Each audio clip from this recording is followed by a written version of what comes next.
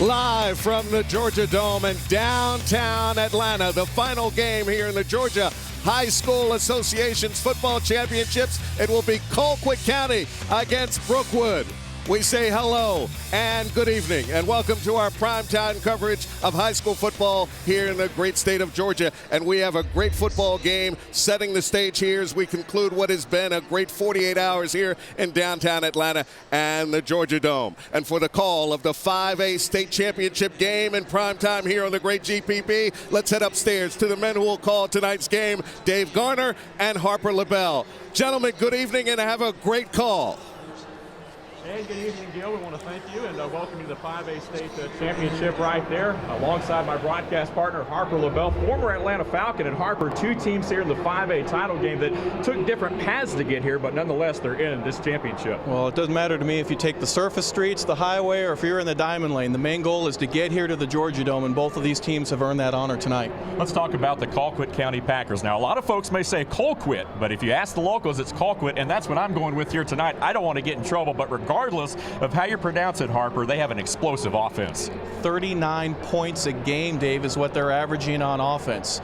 And they lead the way with Tyler Brown, their quarterback. He's done an outstanding job all season long of getting the ball to the open receivers and letting them do their thing. He understands this offense and he runs it. But the guy who runs within this offense, well, that's Tevin King. Number 22 has done a fantastic job all season long of getting the ball to the line of scrimmage and then to the next level, to where he can score on any virtual play. If I'm Rush Probst, any of the coaches on the staff, I'm doing a great job if I've got these two hardworking, talented career record breakers on my team. Speaking of Coach Rush Probst, entering his third year at the helm for Colquitt County, we caught up with Coach Probst to get his game plan tonight and what we can expect from the Packers. Well, offensively, we've been pretty balanced all year. We're a football team, obviously a spread football team that believes in throwing it and running it about equal time. And, you'll see a kid that, in Tyler Brown, that's thrown for over 3,000 yards. You'll see a running back that's approaching the 2,000-yard mark. And you'll see another running back approaching the 1,000-yard mark. And then you'll see a wide receiver that's caught 91 balls, over 1,000 yards in receptions. So it's an offense that is really played well all year long. The defensive side of the ball is on the other hand, has not been as good in recent past. We were in this situation last year in the semifinals and got beat by Camden and week before the Dome, and thought our defense played well all year and didn't have a lot of starters coming back. So they've just been through a lot. But the last 2 weeks, it seemed to have come and played very well. And obviously, you know as well as I do, playing this time of year, if you play better this time of year, you'll win ball games. And it's about winning ball games in November and December to win a state championship. Coach Probst picking up his 200th career win last week in the semifinals against Grayson. All right, Harper, let's talk about Brookwood here. The Broncos, of course, opened their season right here in the Georgia Dome with a win over Walton. They hope to end it tonight in the Dome with a state championship. Traditionally, when I think of Brookwood, I think of run first and then run second. But now they've got a quarterback in Ben McLean who has done an outstanding job of enhancing this offense and making it even better than what you would normally think from a traditional running team. Makes it very difficult for anybody to defend against a team that has this double threat. But speaking of defense, you don't need to look any further than Cameron Lynch. Here's a guy that I call an all-compass player. East and west, sideline to sideline, north and south. He gets into the backfield, and he can also drop back and do things in coverage that Mark Cruz and the rest of the defensive staff puts together a great group of guys. If they play a wonderful game tonight, they could go home with the state championship. Absolutely. Coach Mark Cruz in his 9th season as head coach. Here's what we can expect tonight from the Broncos. Well, on offense, Brookwood is a multiple I offense. We have a fullback most of the time that leads for our tailback, offset I to give us a strength in the I. Primarily, we try to run the football. This year, we're a whole lot more balanced than we have been in the past few years. We can also get in a spread formation as well sometimes when we need to. On defense, we are a base 4-3 team. We've sort of developed into maybe a little bit more of a 3-5 team because we play so many spread teams. So we take tackles out and put defensive backs and linebackers in their place. Coach Mark Cruz, 24 years overall at Brookwood, has done a remarkable job. Well, right now, let's meet the man in the trenches for our broadcast team here tonight. Our very own John Nelson is standing by on the sideline with more on this one. John? Good evening, Dave, to you and Harper. Let's talk about Colquitt County. They had a rough start to their season, starting out 0-3, losing to Cook, giving up 65 points to perennial power South Panola of Mississippi, and then losing to Thomas County Central in overtime. They rebound from there, finish 5-5, come in as a 3 seed.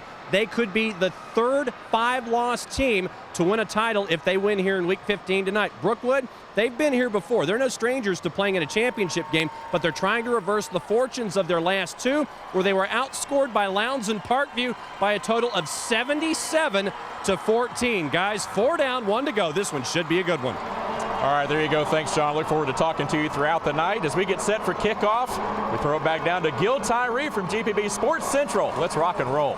All right, gentlemen, thank you. And Dave, John, and Harper set the table for what should be a dynamite football game here in the Georgia Dome under the Big Top. Our final game of what has been a great 48 hours, the 5A state title game. Brookwood and Colquitt straight ahead here on the great GPB and GPB.org.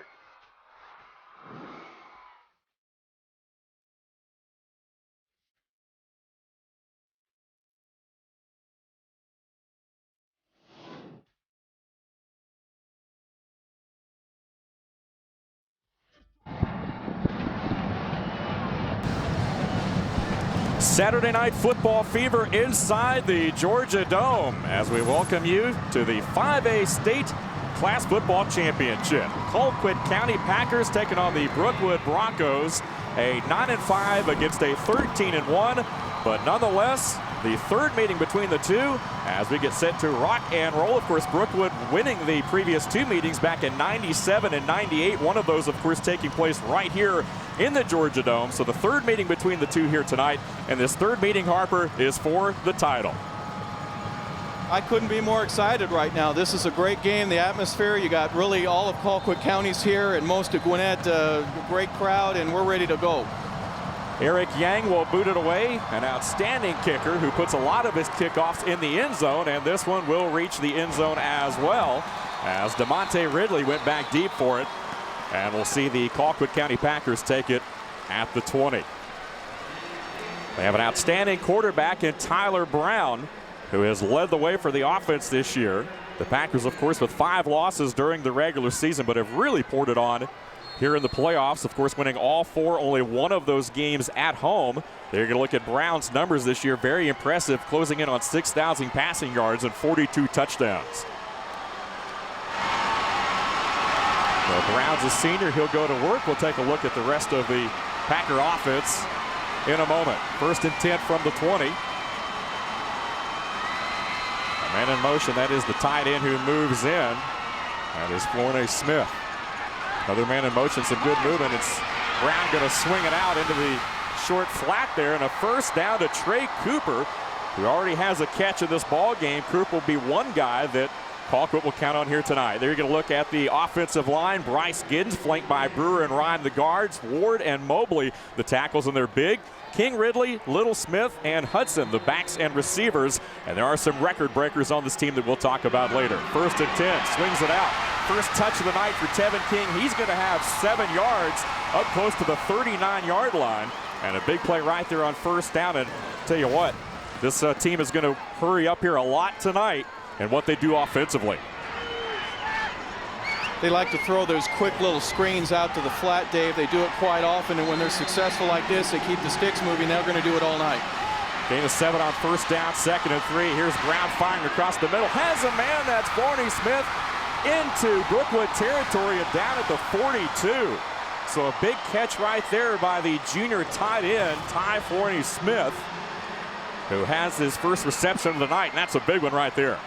Big drag right over the middle, and gets open, gets in between the linebackers and the secondary. And yes, you're right, that's a big 1st down to get him down to the 42. Nick Moore with the stop, 9 interceptions on the year for Moore. We'll talk a little bit more about him throughout the night here as well.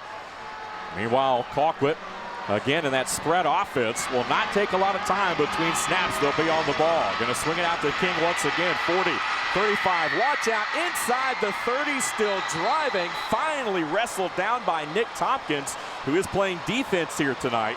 But a big gain and a first down once again by the Packers, who keep it moving on their opening drive. Third time out of 4 plays that they've gone with this little swing route, get it to the back in the flat, and let's see what he does. Until Brookwood defends it, they're going to keep doing it.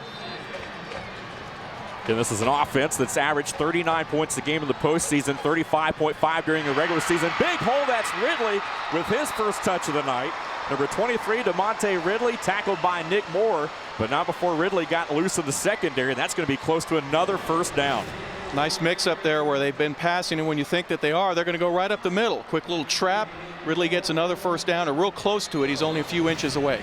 Ridley, a guy that's somewhat overshadowed because of the success of Tevin King, but here's Ridley with another carry, and he will have the first down on second and short, just shy of the 15. Connor Hennessy with the stop for Brookwood. There you get a look at the Bronco defensive lineup. Galbraith, Davis, Angular, and Blankenship across the front. Again, Hennessy, Maples, and Lynch, the linebackers, and they're excellent. The 4-deep secondary features Ferris, Moore, Jackson, and Sims, the Georgia College 4-1-1 starting lineup. Here you can look at Ridley. He's got some room, and he was one tackle away, Harper, from taking it into the end zone. Nick Moore has already made 3 or 4 tackles on this drive, and that time he saved a touchdown. Yeah, Nick Moore is an all-county player who's really had to answer the call right now with a big tackle there to save a touchdown. And a great another offensive move. They're just churning and getting it going right now. Second down and 4. Here is King. He's into the middle. First down, driving towards the end zone, and going to be spotted just shy of the line. Nick Moore, guess who, once again with a stop, but not before King was able to pick up the first down. It's first and goal Packers. Their speed is pretty impressive. You can see that, but it's the offensive line that's creating plays where these backs aren't even getting touched until they get 3, 4, 7 yards down the field. Well, Brookwood's defense has faced a lot of spread offenses this year. In fact, Colquitt represents the 9th team. And now with the jumbo package in here, that's Hadley, number 33, who steps in a T formation.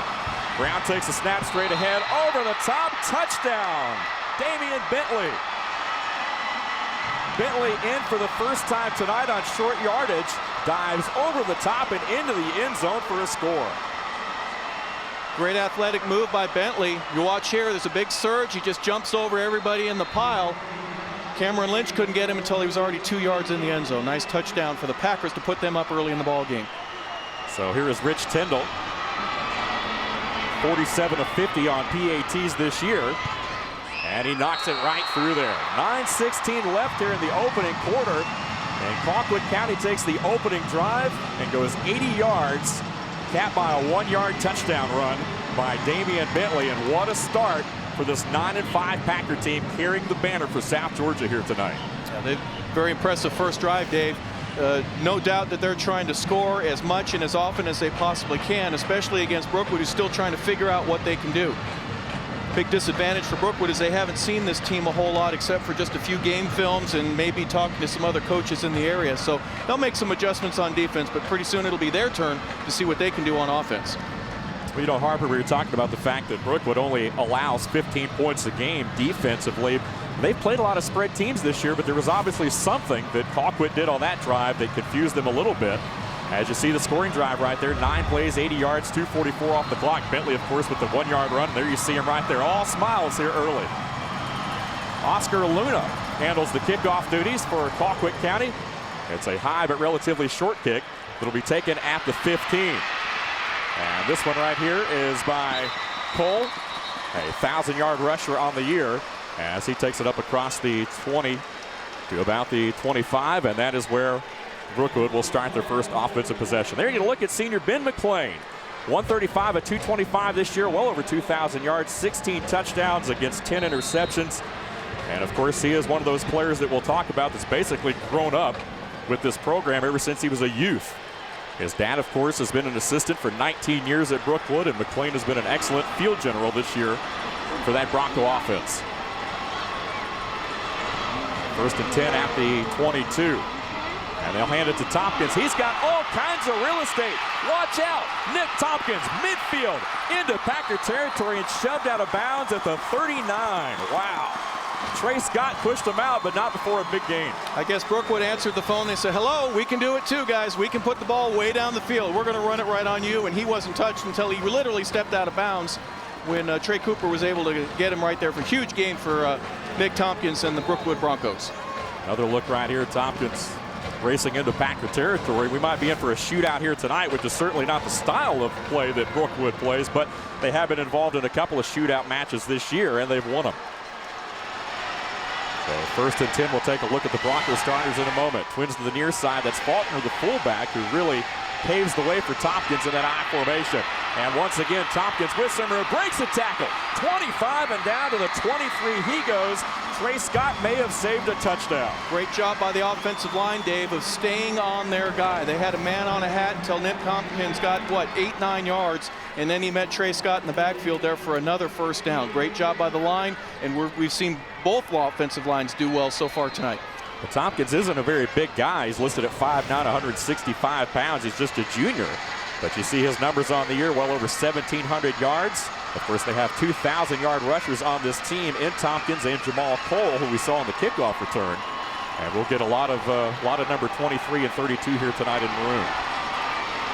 So 1st and 10 at the Packer 23. And this time, Tompkins left side, driving down to the 15. And so far, Harper, it's pretty much been all Tompkins on this drive.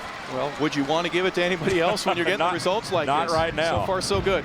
They're going to look at the lineup there. Again, Bonemia, Graves, Hale, Ledford, and Russell across the front. Tompkins, Faulkner, Sims, Minor, and Gouge in the backfield. Gouge, of course, the tight end, is also a good athlete in there as well. Again, the Georgia College 4-1-1 starting lineup.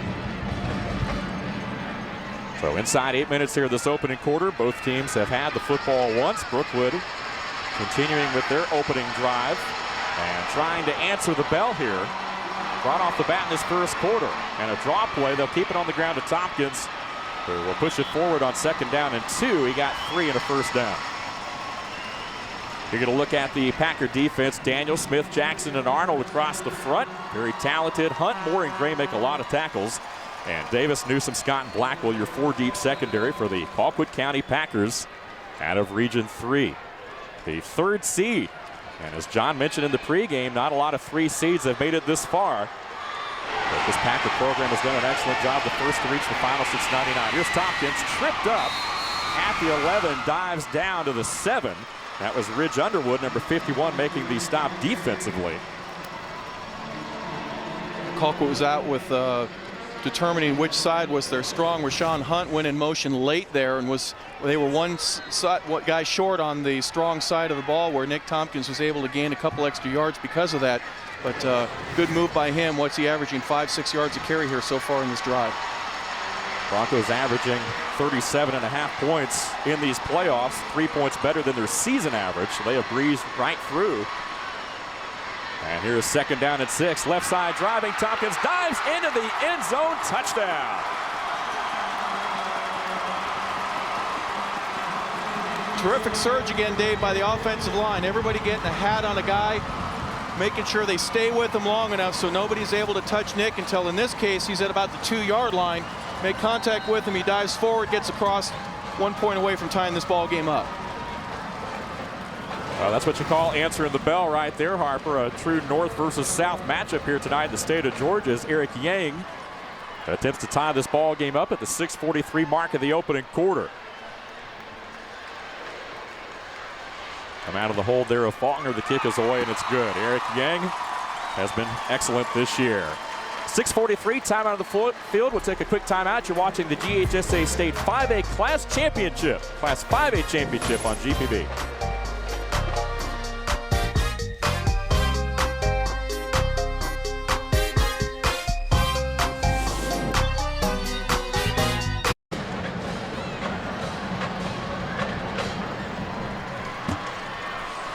Colquitt County and Brookwood tied at 7 apiece. Both teams with 1 drive and both teams with touchdowns. Harper LaBelle again joining me here in the booth. And Harper, I tell you what, it's an excellent start offensively for both of these programs. Yeah, don't get any popcorn or go to the bathroom or anything. It's an unbelievable series of action here, how quickly that they're doing this. There's 6 plays. And the time of possession is what gets me in the 73-yard drive. 2 minutes, 33 seconds. That's pretty unfamiliar with Brookwood territory, but they'll take it. It's a touchdown, and it counts. Well, here is Eric Yang again, who will boot it away for the Broncos as he did on the opening kickoff. And this one is also going to reach the end zone. Coach Rush Probst didn't expect too many kickoff returns here tonight by his Packer team, seeing as how Yang has consistently put him across the goal line throughout the season. He's so explosive, Dave. He just only takes 3 steps, but he gets everything. What a great inertia. 3-step kicker putting it over 60 yards in the into the end zone just about every other time. It's a great strength to have and a real reliability that makes it easy to coach special teams. So now we'll see the Packers on their second offensive series. Again, they graduated 13 players last year off of this team that received college scholarships. They've got another handful of players this year that'll be playing on Saturdays. And they'll open in that spread offense with trips to the near side. Again, King the lone back. It's a big offensive line that features some good grade point averages. Giddens the center with a perfect 4.0 GPA this year. Here's Brown under a little bit of pressure. Escapes, throws a pass. He's got his tight end out there, Smith, but throws it wide, second down. Good pressure there by the Broncos. Yeah, Reeves Blankenship gets free here at the very end, right when Brown is ready to release the ball. You'll see that he gets just in his grill. So 2nd and 10. And this time the Packers will put him up top on the screen there. Again, 2 backs this time. Brown once again out of the gun. They'll keep it on the ground. And driving up across the 20, that's DeMonte Ridley. But has the door closed only after about a yard gain. As this Bronco defense now forces a 3rd and long. Let's go downstairs. John Nelson, what do you got? Well, Dave, I know I'm going to have to talk quickly when it comes to this particular offense. Record-breaking year for Tyler Brown. He broke 3 records, including season passing yards. He's got a 70% efficiency rating when it comes to this offense this year. Absolutely remarkable when you take a look at his numbers. He is indeed the school record holder and several different categories: passing yards, career touchdowns, season touchdowns. Here's Brown loading up, firing deep in the flat. Once again, he has his tight end, Smith, up across the 35 and all the way up to the 37, and that's a first down. That's a pickup of about 15 or so on 3rd and 9. Excellent patience by Tyler to stay in the pocket. Don't do anything. Let these guys get open. Ty Smith wasn't available and open early in that route, but by the time he got rid of the ball, he comes up with a first down completion. And here's a quick handoff right here. Tevin King gets the carry up across the 40 to about the 42, a gain of about 4, close to 5 yards on first down. This is a very quick hitting offense, as you mentioned, Harper, and they don't take a lot of time between snaps. They can throw it in the air. They can keep it on the ground, do a little bit of everything. Here's one of the flat. That's Octavius Little. And he's got the grab for a first down into Brookwood territory. Jawan Ferris with the tackle. And Little with his first reception of the night. Again, the 5'11", 190-pound senior. So basketball player, Octavius, this is his first year of playing football, and I know they want to keep him out there as long as they can, but he's a senior, and he'll be on the hard courts in no time after this ball game. Well, I'm sure they're missing him right now, but obviously the Packer basketball coaches certainly would like to have the football team bring a state championship. Little miscommunication right there, and Tyler Brown is 8 up all the way back at his own 45. Connor Hennessy came shooting through there and blew it up. Yeah, as you see right here, there's a little misdirect there. They bumped into each other, and Tyler did a good job of just minimizing your losses. You take your chances, and you're going to line up, and it's going to be second, and about a long 14 to go. They're going to look at Hennessy, 113 tackles this year and 2 picks. A guy overshadowed somewhat by Cameron Lynch, but nonetheless, that defense goes the way Hennessy goes usually on every Friday night. Here's Brown loading up, scrambling, looking downfield. And we'll just have to tuck it and run it. Great coverage downfield by that Brookwood secondary. And Jawan Ferris with the stop right there and maybe a gain of a couple. That's it. It will be 3rd and long now. Well, that's a coverage sack. He gained a yard, so really it doesn't count as one. But, boy, I'm telling you what, great job in the secondary. They were just playing a zone, and they're just in their area, Brookwood was. And Tyler Brown couldn't find anybody that was open, so he took the best route of action there, and that's just great. Gain a yard or do whatever you can here and set up for 3rd down. Well, Harper, it's been a very opportunistic defense as well for Brookwood this year. Nick Moore, of course, with those 9 picks, 6 of them in the playoffs. And these are some guys that fly around the football. So 3rd and 12. Under 4 minutes to play here in the opening quarter. Brown got hit as he let that one go. Big pressure right there by Maples, number 36. First time we've called him here tonight.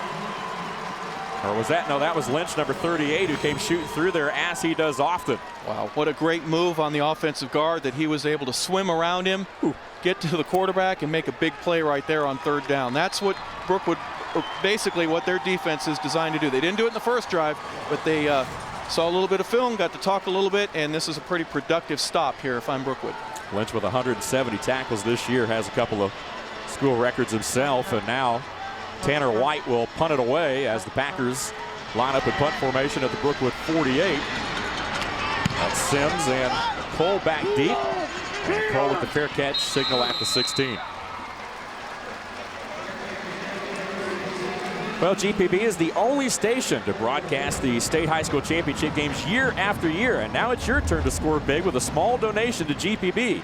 Text GPB to 85944 to donate $5. Remember to reply yes to confirm your donation. Standard data and text message rates apply. A one-time donation of $5 will be added to your phone bill. Support these great games and great kids, and we thank you at GPB. Again, the game's being broadcast at high def this year, folks.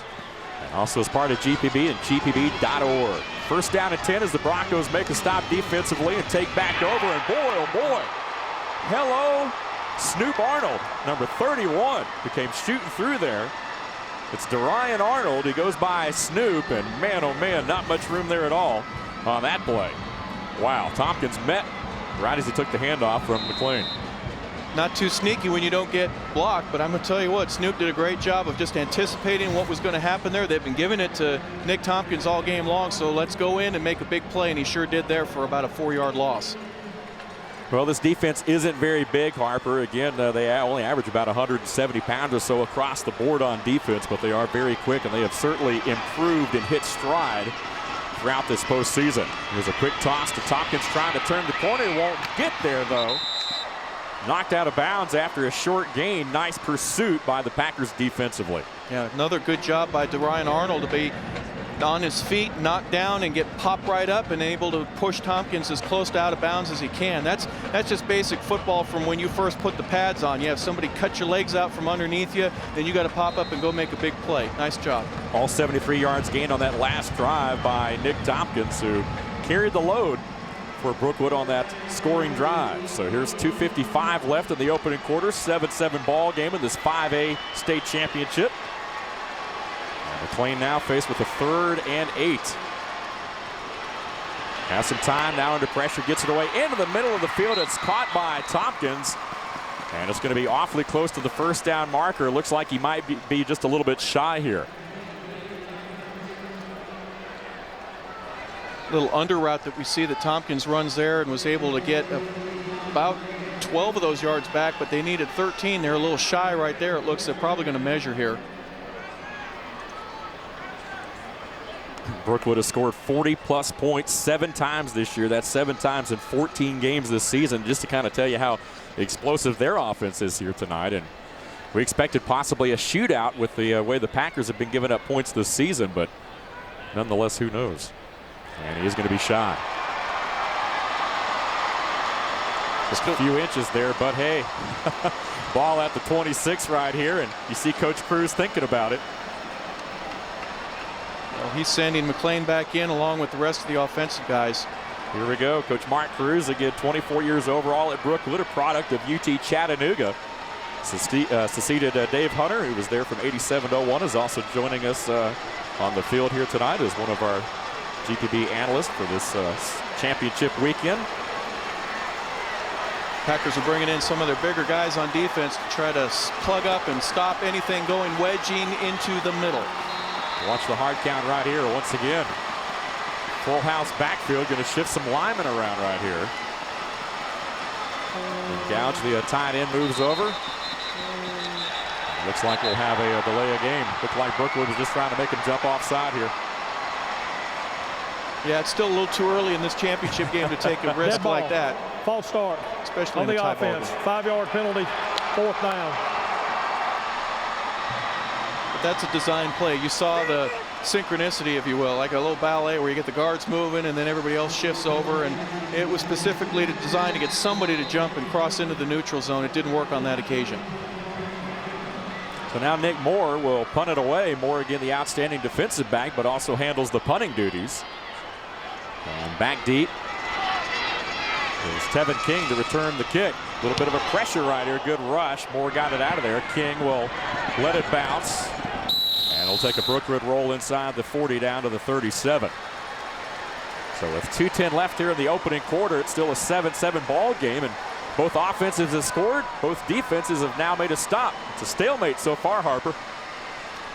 Yeah, you start thinking that this is going to be a track meet, and then both defenses kind of settle down a little bit, and the offenses try to do something a little different than they did in their first drive, and they weren't nearly as successful. Now we're going to settle down into a regular championship football game. You look at Coach Rush Probst, of course, 5 Class 6A state titles as the head coach of Hoover, Alabama. He coached in the Alabama-Mississippi All-Star game as both an offensive coordinator, defensive coordinator, and a head coach. And now his offense will go back to work. Tyler Brown out of the shotgun snap. Rolling, going to dump it out to King. Trying to make one man miss. And we'll have about 4 yards on first down. Cameron Lynch flies side to side, north, south, east, west. And you've got a pretty good description of the kind of player he is. I think he's an all-compass player. He does everything. He goes in any direction. And you got to have some wheels if you're going to try to catch somebody that's as fast as Tevin King on that play. Great pursuit, and he's going to be playing on Saturdays here pretty soon.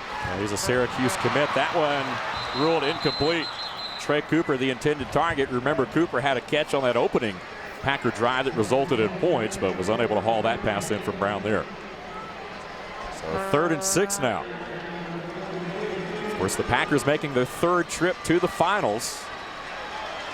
Of course, they lost in 91 to LaGrange, and they won it in 94 over Valdosta. And here they are tonight against Brookwood, a team that Coach Probst modeled his program after. We'll have more on that a little bit later on as well. But first is 3rd and 6. Under pressure, Brown will go down back at the 32. Connor Hennessy came off the edge and brought down Brown for a loss. Well, Hennessy couldn't have got a better jump on the ball. He was moving around at just the right time when the ball was snapped, and his momentum takes him right in to Tyler Brown. Look how quick he's there. Tyler doesn't even have a chance to get his feet set, and he's dropped for another sack tonight for Brookwood.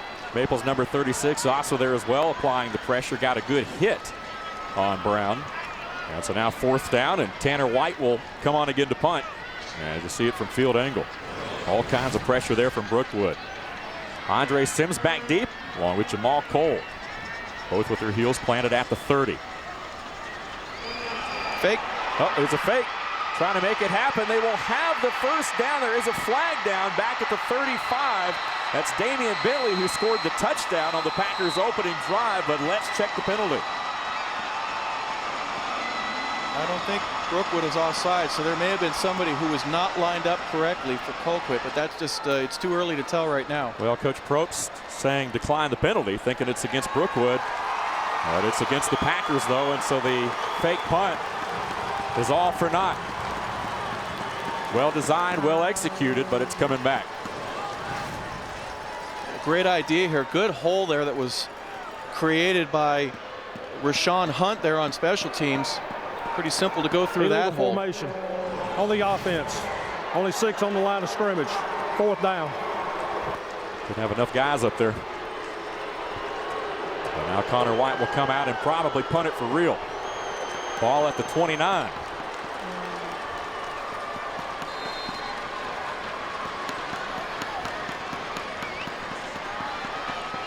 Once again, Cole and Sims back deep against Sims, a Michigan State commit. Uh-oh, high snap. It gets away, and he will eat it at the 5. Will Tanner White ball still loose? And it looked like White was able to get back on it, but it will be 1st and goal Broncos from just inside the 4. And that's a tough break for the Packers. Snap was a little high above his shoulders, but or above his head. You see right here, it just slips out of his hands. Does the best thing that he can right now with such amazing speed there of those guys on special teams. It looked like Brandon Salmon was the closest one to him to prevent them from losing any more. 1st and goal from the 4. So that's a big play, the first big play of the night, or mistake, if you will. And now the Broncos are knocking on the door. One play, Tompkins back into the middle. That's Jamal Cole, touchdown. Jamal Cole into the end zone with the touch. Did a great job of reading his blockers. Cole a 1,000-yard back as well. And he has his first touchdown of the night, and the Broncos have their first lead. Double trouble for Brookwood. 2 guys that can score, and now each one of them has scored here in the state championship game tonight.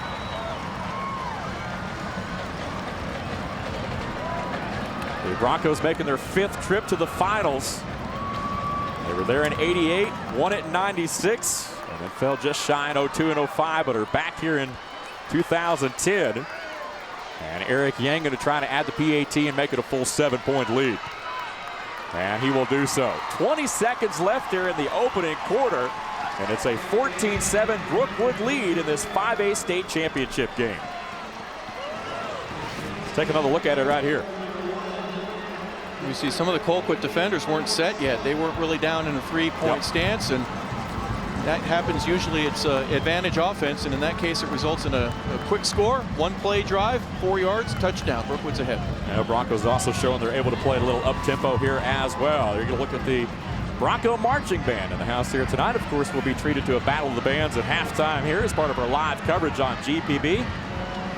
We appreciate all our viewers and sponsors for being on board throughout this entire championship weekend. They're going to look at Cole, just a sophomore, already a 1,000-yard rusher. And if you're Coach Cruz, you got to be pleased knowing that Tompkins is a junior and your other 1,000-yard rusher is a sophomore. Yeah, that makes you sleep well at night, Dave. You won't have any problems at all knowing that literally more than half of your offense is coming back again next year. Well, great job up front, though, by that offensive line. Hale, again, the center. Ledford, Graves, Fussell. All those guys doing an excellent job up front there. They average 241 pounds. So here it is, the kickoff once again by Yang, and this one going to be about 10 yards deep in the end zone. I think Ridley is more or less going to become a spectator on those kickoffs here tonight, it looks like.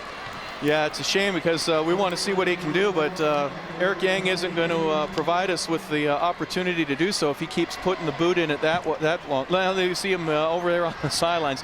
He has a lot of enthusiasm. He's a soccer player. This is his first year. He's a senior.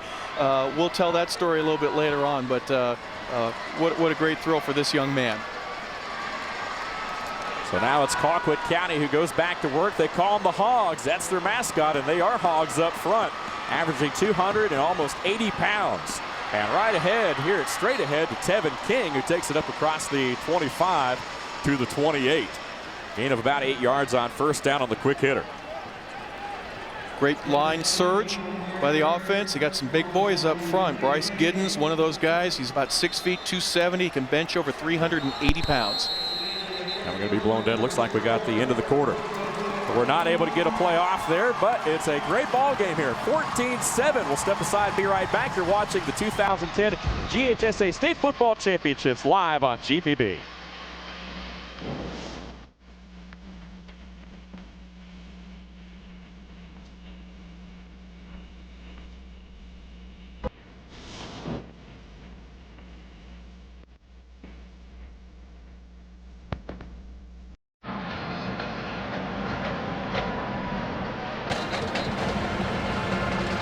The Brookwood Broncos lead the Colquitt County Packers 14-7 as we get set for the start of quarter number 2 here live inside the Georgia Dome, the Class 5A state title game. Dave Garner alongside Harper LaBelle, John Nelson on the sideline here tonight. Lowndes and Parkview, the only number 3 seeds to win titles in the highest classification in Georgia. And the Packers trying to become the 3rd team to do that if they can win here tonight, but right now they trail 7.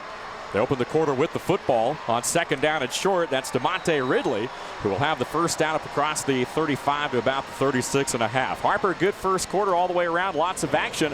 Both offenses getting it done on the opening drive. Both defenses stepping up late in the quarter. Yeah, good surges by both offenses to get the ball in the end zone, and then some corrections on defense kind of stalled that out a little bit. Here is King trying to create some space right here. That's Ridley, actually, and he's got another big gain. And how about DeMonte Ridley? Boy, he's just shy of 1,000 yards himself coming into this season. Colquitt nearly has another 1-2 1,000-yard duo themselves like Brookwood does. Yeah, they were a pick-your-poison type offense with their running game. Either one of these guys is going to be a tough guy to bring down, and in many cases, DeMonte Ridley has done an excellent job when he carries the ball and would be a starter if it weren't for Tevin King being in front of him. And Ridley will get a breather. King back into the lineup. They're going to look at Ridley on the season, 777 yards and over 5-yard average. It's pretty good. 7 touchdowns to go along with it. And we're going to measure.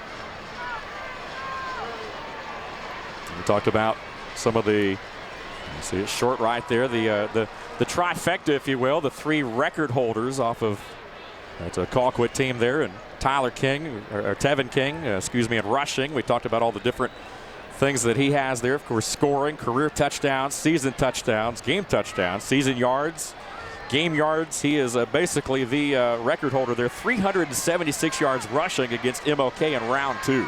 Truly remarkable. That was a school record. Is that all? That's all he's got? About 19 of them? Of course, John talked about Tyler Brown a little bit and his numbers. We haven't seen a lot yet of Tommy Hudson, who's a school record receiver. We'll see King on the carry, second and short. He will have the first down and much more into Brookwood territory. Going to mark it at the 48. Looks like Coach Probst and the offensive coordination is let's run this ball up the middle and see what we can have happen here. 3-4 attempts have all resulted in some big plays. Quick hitter out in the flat. That's complete to Tommy Hudson. We were just talking about, I guess they hurt us up here. That's Hudson's first catch of the night. And actually broke a little bit of a bone below his thumb in practice earlier in the week. On Monday, they had to fit him for a cast. A little bit of a special cast there. Fits like a glove. And he's in here and playing tonight. Coach Probst was very emphatic about the fact that we would indeed see Tommy Hudson. And here is Ridley with another carry back into the lineup. Second down and short. Picks up a couple. It'll be third down at about 4. They're going to look at Ridley, who has certainly had a big first half here already. It looks like Brookwood kind of loaded the inside with instead of 5 or 6, they put about 8 guys in the box that time and kind of slowed down this inner tackle running game that Colquitt's been doing here in this drive. Tyler Brown going to swing it out here on third down. First down inside the 35. Tevin King was tripped up by Jawan Ferris. Otherwise, he might have had more room. First pitch that we've seen from Tyler Brown, and boy, as soon as Tevin King gets it, watch him turn on the jets. Boom, he gets upfield in a hurry. Now he's tackled, but not until after he picks up the first down and more. Got into that next level right there indeed. The Brookwood defense has pitched 2 shutouts this year. Not going to happen here tonight. Nonetheless, so they've been tough. Here is another one out to Hudson, makes the grab, fights for what he can. Again, Hudson, the school receiving leader, and season receptions with 91, career receptions 101. Game yards had 197 against Grayson in the semifinals. He's also second in school history in game receptions and career yards. Coach Probst with the play card in there, quickly gets it in. Another quick snap right here. King hit. And a minimal gain right there, maybe a yard or 2 is about it. Yeah, Ramirez Galbraith was able to get through the line of scrimmage by a yard or 2, but see the spinning moves that Tevin King has. He's very elusive, guys. He does this all the time where he's so difficult to tackle. Ramirez had him for a 1-yard loss, and then it turns out to be about a 3 or 4 yard gain from that play. And you see Ramirez Galbraith. Third down here. 3rd and 5. Brown under pressure trying to set up a screen. That one nearly intercepted right there by Carlos Granados, who knocked it down. And boy, he was about a step away from picking that one off. Yeah, great read by Granados to see that it was going to be a screen. While 3 guys end up getting through, he gets on Tevin's back and just says, look, I'm going to deflect it just like a basketball player. Make sure that he doesn't get that pass. Well, Tyndall's got a leg, but maybe not that much. And on this part of the field, Harper, you're kind of in that in-between yardage. 4th and 5, too close to punt, too far away to kick it. So Coach Probst will call a play. Ball at the 29.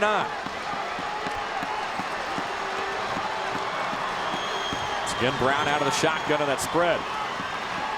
Looking, firing, has a man that's complete. And out of bounds, Florno Smith.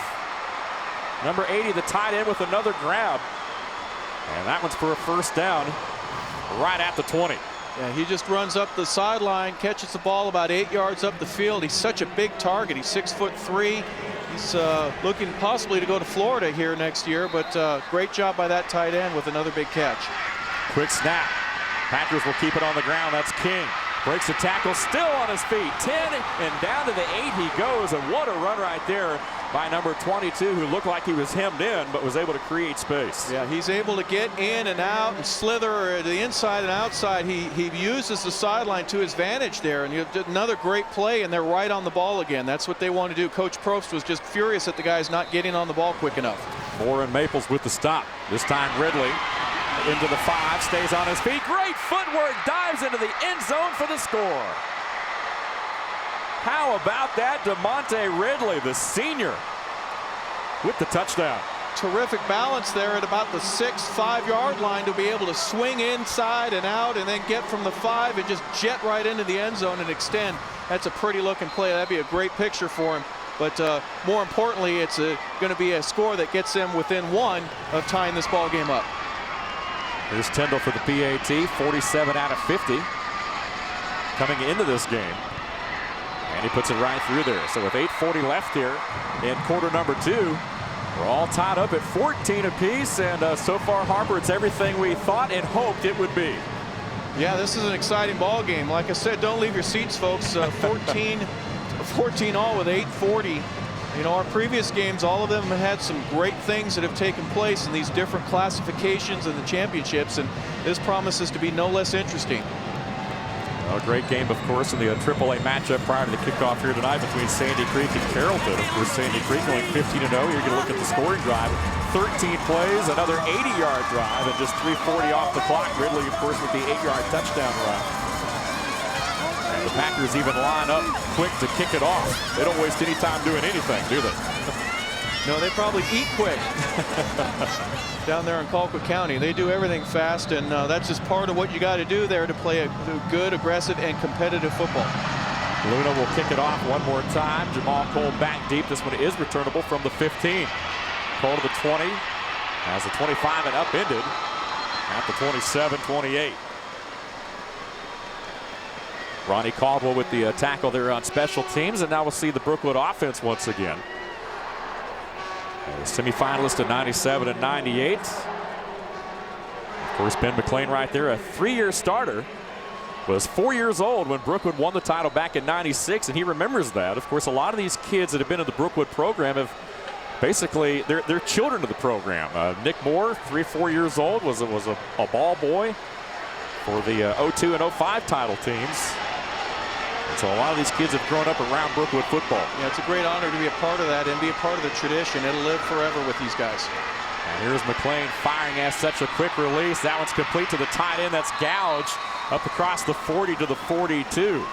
Now this is a Brookwood team, as you and I talked, Harper. They don't throw the football when they have to. They throw it when they want to. Yeah, in that case, Gouge runs a quick little under route. Nobody went with him, and he was able to get the first down.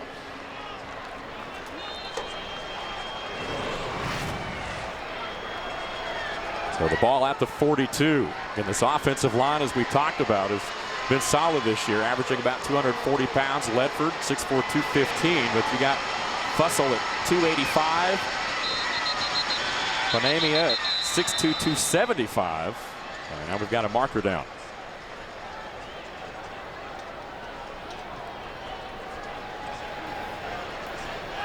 Coach Cruz, Region 8 Coach of the Year 4 times. Dead ball. False start on the offense. 5-yard penalty. First down.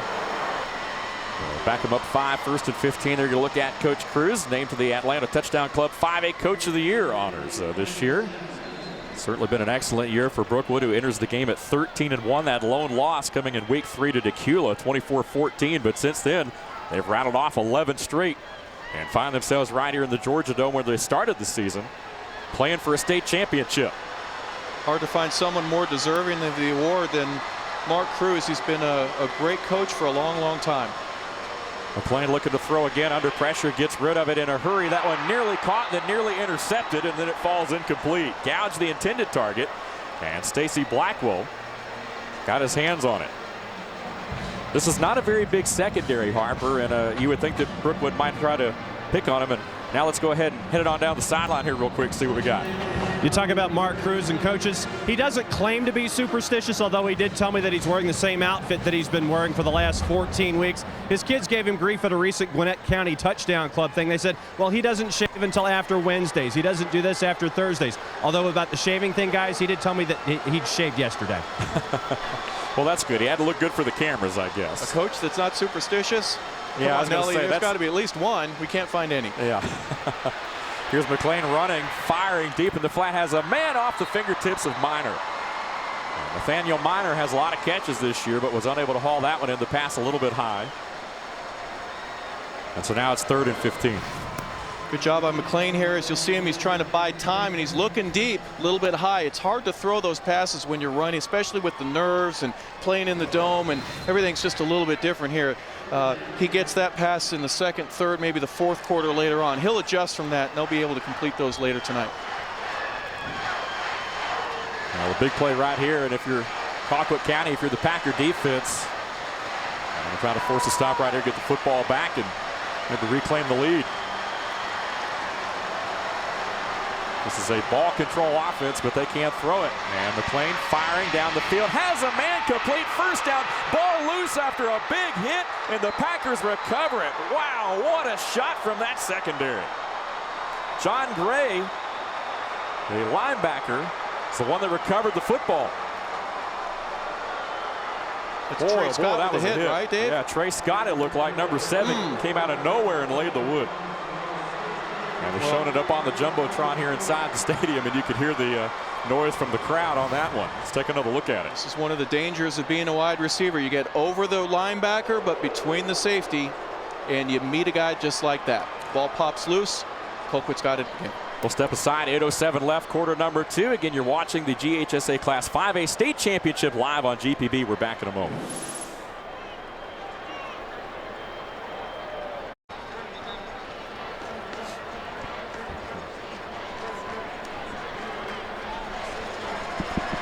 (14-14). Colquitt County Packers, Brookwood Broncos here with 8:07 left in the first half.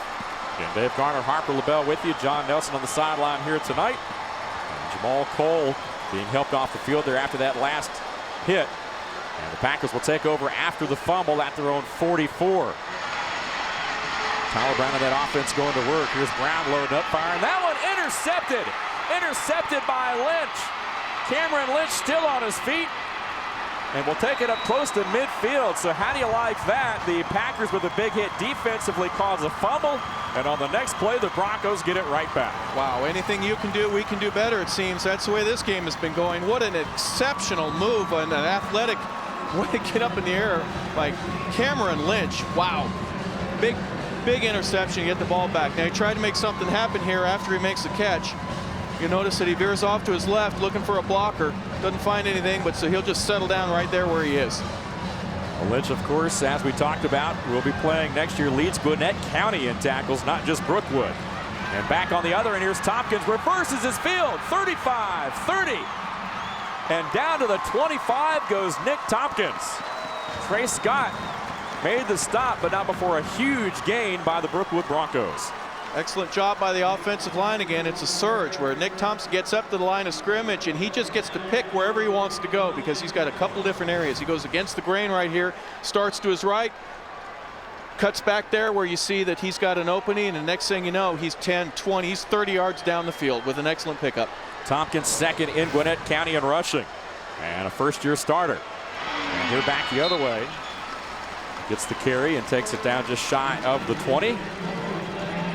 Sean Hunt making the stop. Hunt, one of the leading tacklers defensively for the Packers at 6 foot, 180 pounds and a senior. But it's the Broncos that are on the move here. Second down and 6 upcoming. And still over 7 minutes left in the half. It's gone back and forth. It's been a seesaw battle here. And hey, that's what you like. It might be the last team with the football here in this one. Yeah, Rashawn Hunt runs a 4.6 40. He's not the biggest guy, but boy, can he fly once he gets around people. McLean looking, firing towards the end zone, has a man there, touchdown! Nathaniel Minor. You give Nick McLean this much time, and guess what's going to happen? He's going to put the ball with a great arch, a beautiful pass right there, just past the pylon inside the end zone for a great touchdown throw right there. Minor, the 6'1", 170-pound senior, makes the grab just in bounds.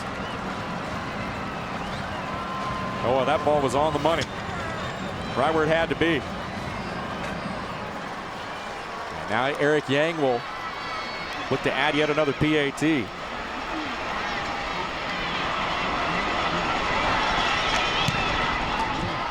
he boots it right through the middle.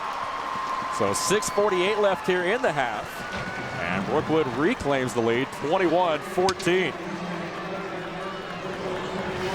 We get one more look at it. Ben McLean sets his feet. Boy, they've done this probably 1,000 times. Pitch and catch, backyard football. Right in front of the referee there. Gets 2 feet down. He doesn't even need to do that for a couple more years if he gets into the pros. Look at that, beautifully thrown ball, gets his feet down. Nice touchdown for Brookwood. Yeah, Packers secondary maybe peeking into the backfield there a little bit. You know, good play action with Tompkins. And there you see the drive, just 3 plays, 51 yards. The 21-yard TD reception, just a little over a minute off the clock. And Brookwood getting it done through the air. And it kind of goes back to what we were talking about, Harper, about Brookwood not really throwing it just on 3rd and long, throwing when they need to. The opening drive, you know, we saw it was all Nick Tompkins, 73 yards. And then all of a sudden, here's McLean going to the air a bunch. Yeah, you'll see play action as a great equalizer for defenses. It forces them to move up, and then receivers behind them end up getting wider and wider open, and you get to hit them for open touchdowns like that.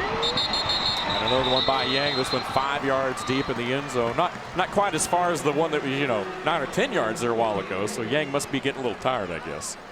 Yeah, we're gonna get him a little Gatorade.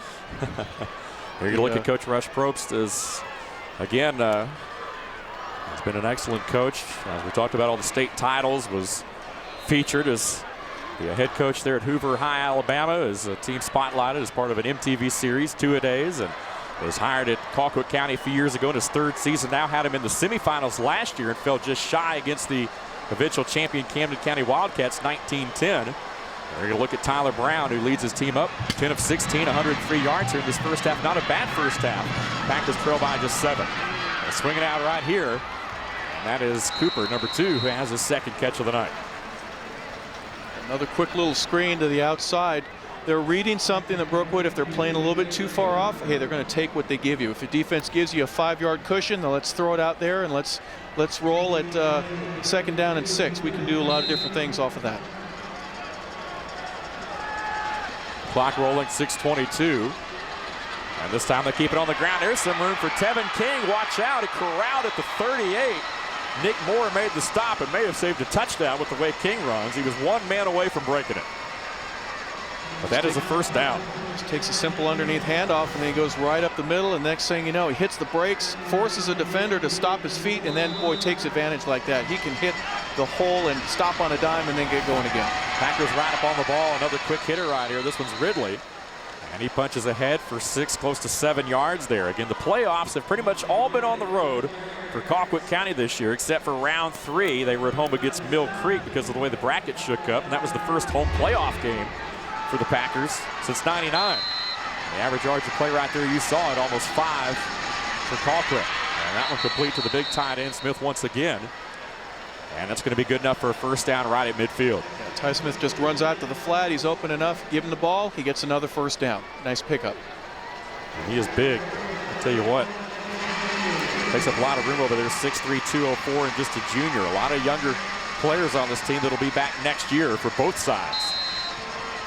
And as you mentioned, Harper, both coaches will be able to rest pretty well at night for sure. Here's King.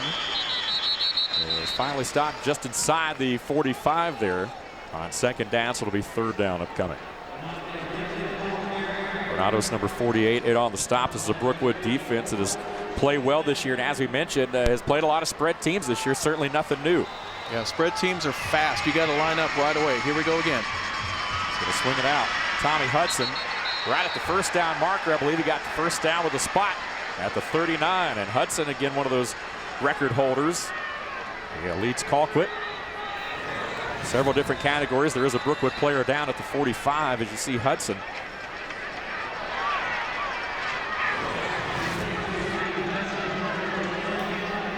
I just can't tell who that is right now. No. Probably one of the defensive linemen.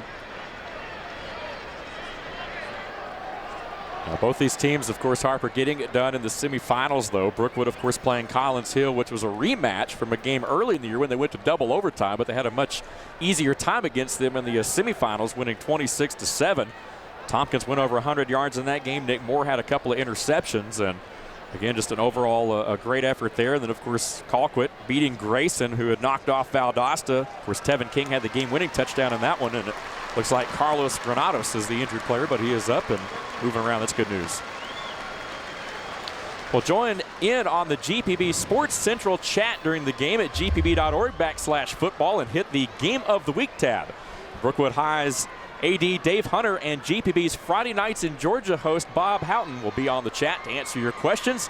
Join hundreds of other high school football fans to chat about your favorite high school team in these state championships. That's gpb.org/football. Very interactive this year.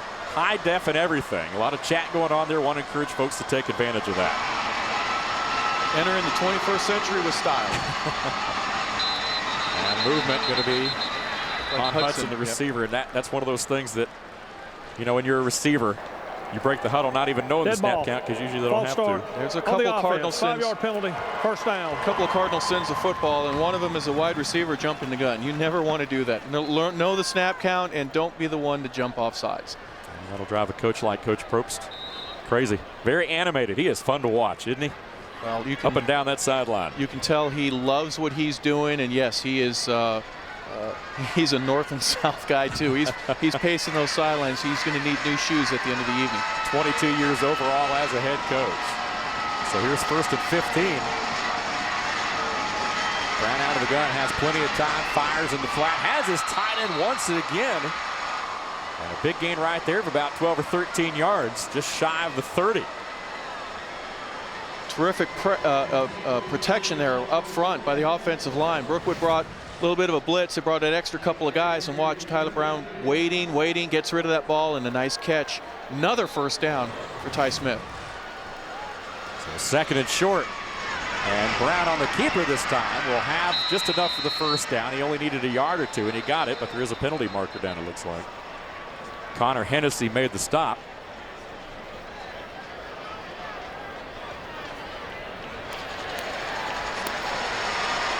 Colquitt County signaling that it's on Brookwood. We'll see if it's a 5-yard or more than that on the face mask. Incidental face mask on the defense. 5-yard penalty from the end of the run. First down. So someone got a hand in there on it. It'll be 1st and 10 from the Bronco 22 and a half. Here is Ridley. Back into the middle, stays on his feet, finally wrapped up, but not before he reaches the 13. Cameron Lynch, the linebacker, had the interception while it goes. The all-time sack leader at Brookwood. He made that stop. Packers are doing a great job of mixing it up, running it inside, they ran it outside, they're faking it, Ty's keeping it, all kinds of different things. On the ground here, a little power football over the left side, and we'll have the first down. Will Tevin King. He only needed a yard or so. And I tell you what, one thing I really noticed here, Harper, about the Packers offense in this first half, they've really been able to get a lot of yards on first down, which has really set up the 2nd and short, 3rd short situations, kind of allows you really to open that playbook a little bit. Basic offense allows you to do so many things when it's 2nd short than if it's 2nd and 10 or more. Here's Ridley straight ahead. Not much room there that time, though. You get to take some chances that would be unwarranted in other positions, Dave. That's just, like I said, basic football right there. And here they go up the middle. It'll be 2nd and long here. But really anything longer than 10 yards and they'll be in the end zone. Saw Hennessy trip him up. Lynch finished him off. Lynch with a 3.8 GPA epitomizes the term student athlete. Here's a quick little pitch. King back into the middle. Going to be held just shy. That was Ferris. Juwan Ferris who made the stop, and there's another penalty marker down. Well, I was just about to say that was a great job of blocking by Blake Stamps, the wide receiver, number 11 here, and he might have been flagged there for a hold. We'll see if it's on him or not, but just enough a piece of it. The flag ends up landing right about where his feet were.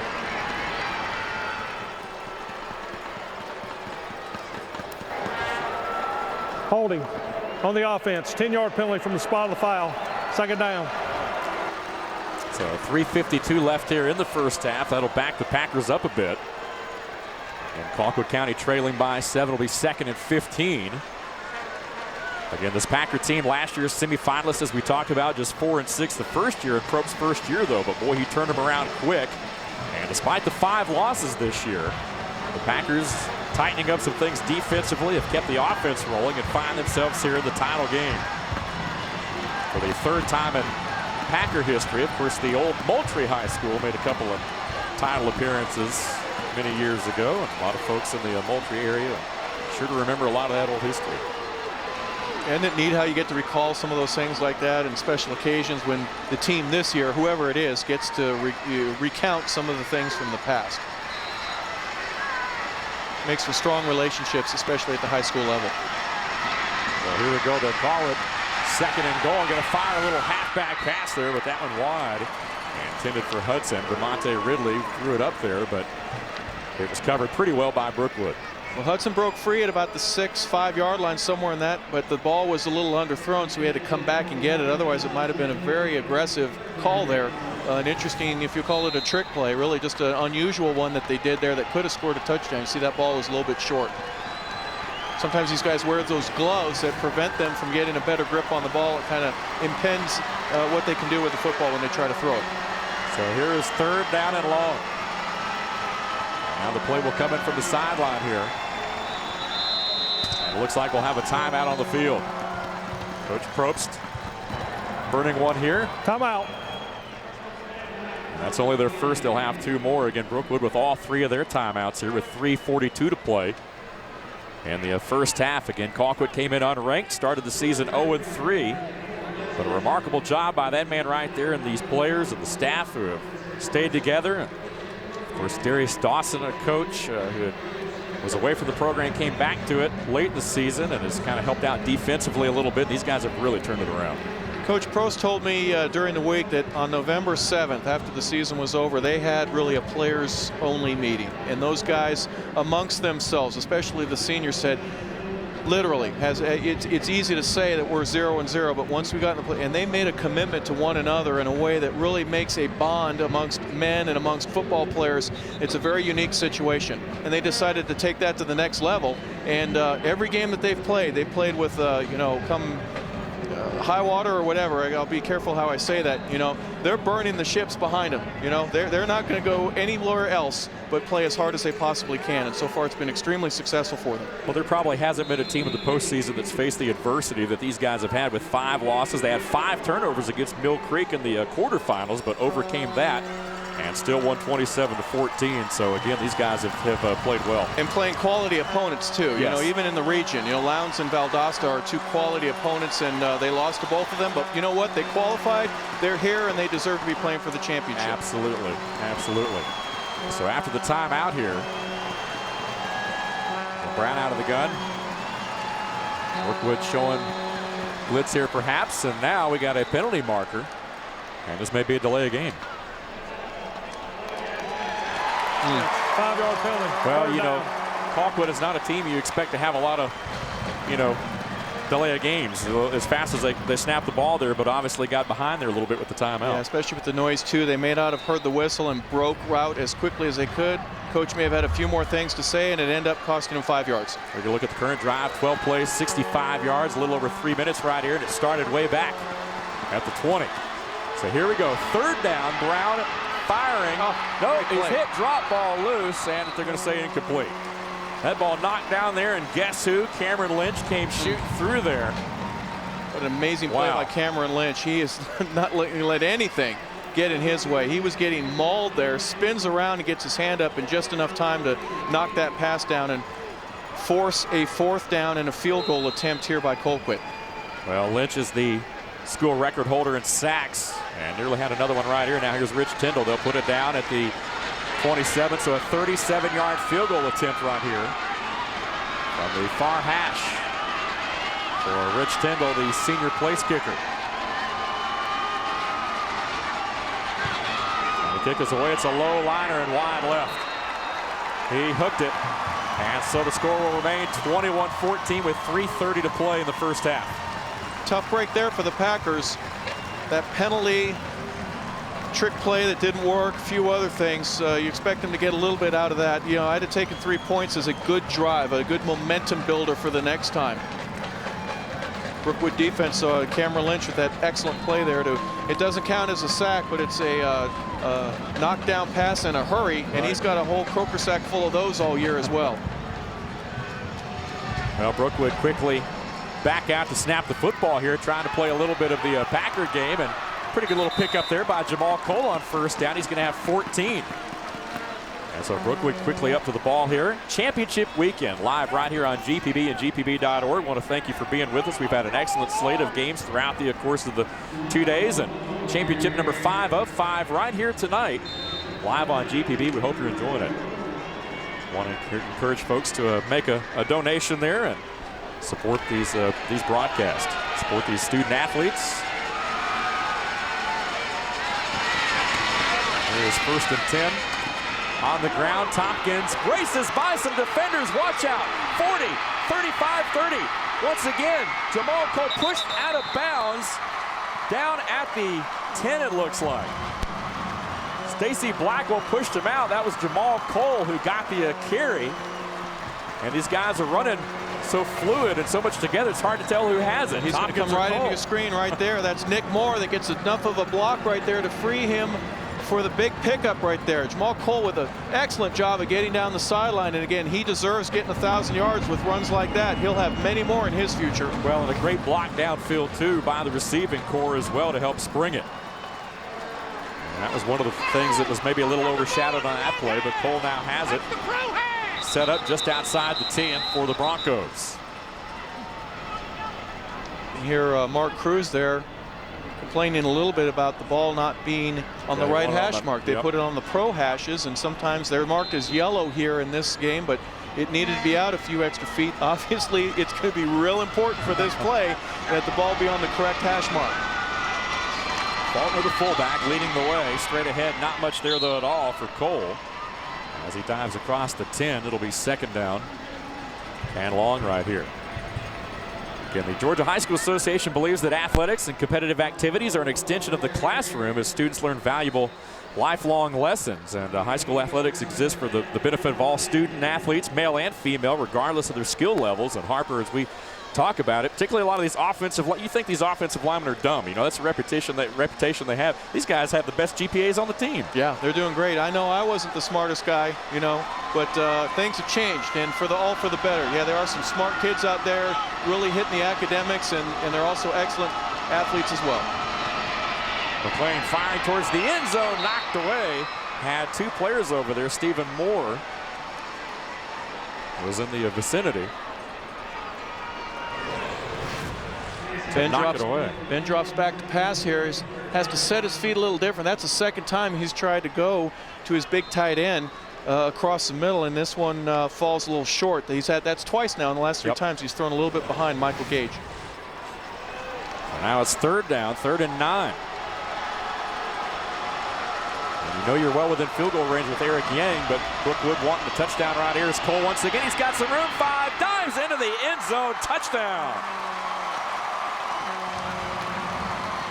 Terrific call that results in a beautiful play here. Not the Statue of Liberty, but he gets ready to make a pass and then just hands it underneath the Cole, who runs right up the middle, makes a little break there, runs right next to the official, gets in for the touchdown. Terrific job by Jamal Cole. This has been his drive. We had the Nick Tompkins ones initially, and now Jamal's got 2 touchdowns himself. Here he goes. It's about 18 feet in the air. I'm telling you what, he's going to be his track coach is going to be wanting him to be doing some long jumping for him. So Cole from 11 yards out has that one to go along with the first quarter touchdown earlier from 4 yards out. And here's Eric Yang to try to make it a 14-point game. And he knocks it right through there. So with 2:18 left in the half, Brookwood with the largest lead of the night, now 28-14. The Packers still have time here, but let's take another look at that touchdown run. A little draw right there, and Cole diving in, leaving no doubt. Great offensive line blocking as well, too. I tell you what, those guys up front. And the versatility of the position as well. You got 2 guys that if one gets tired, you let the other one go in, and it really allows, from a coaching perspective, you always have a fresh guy on the field.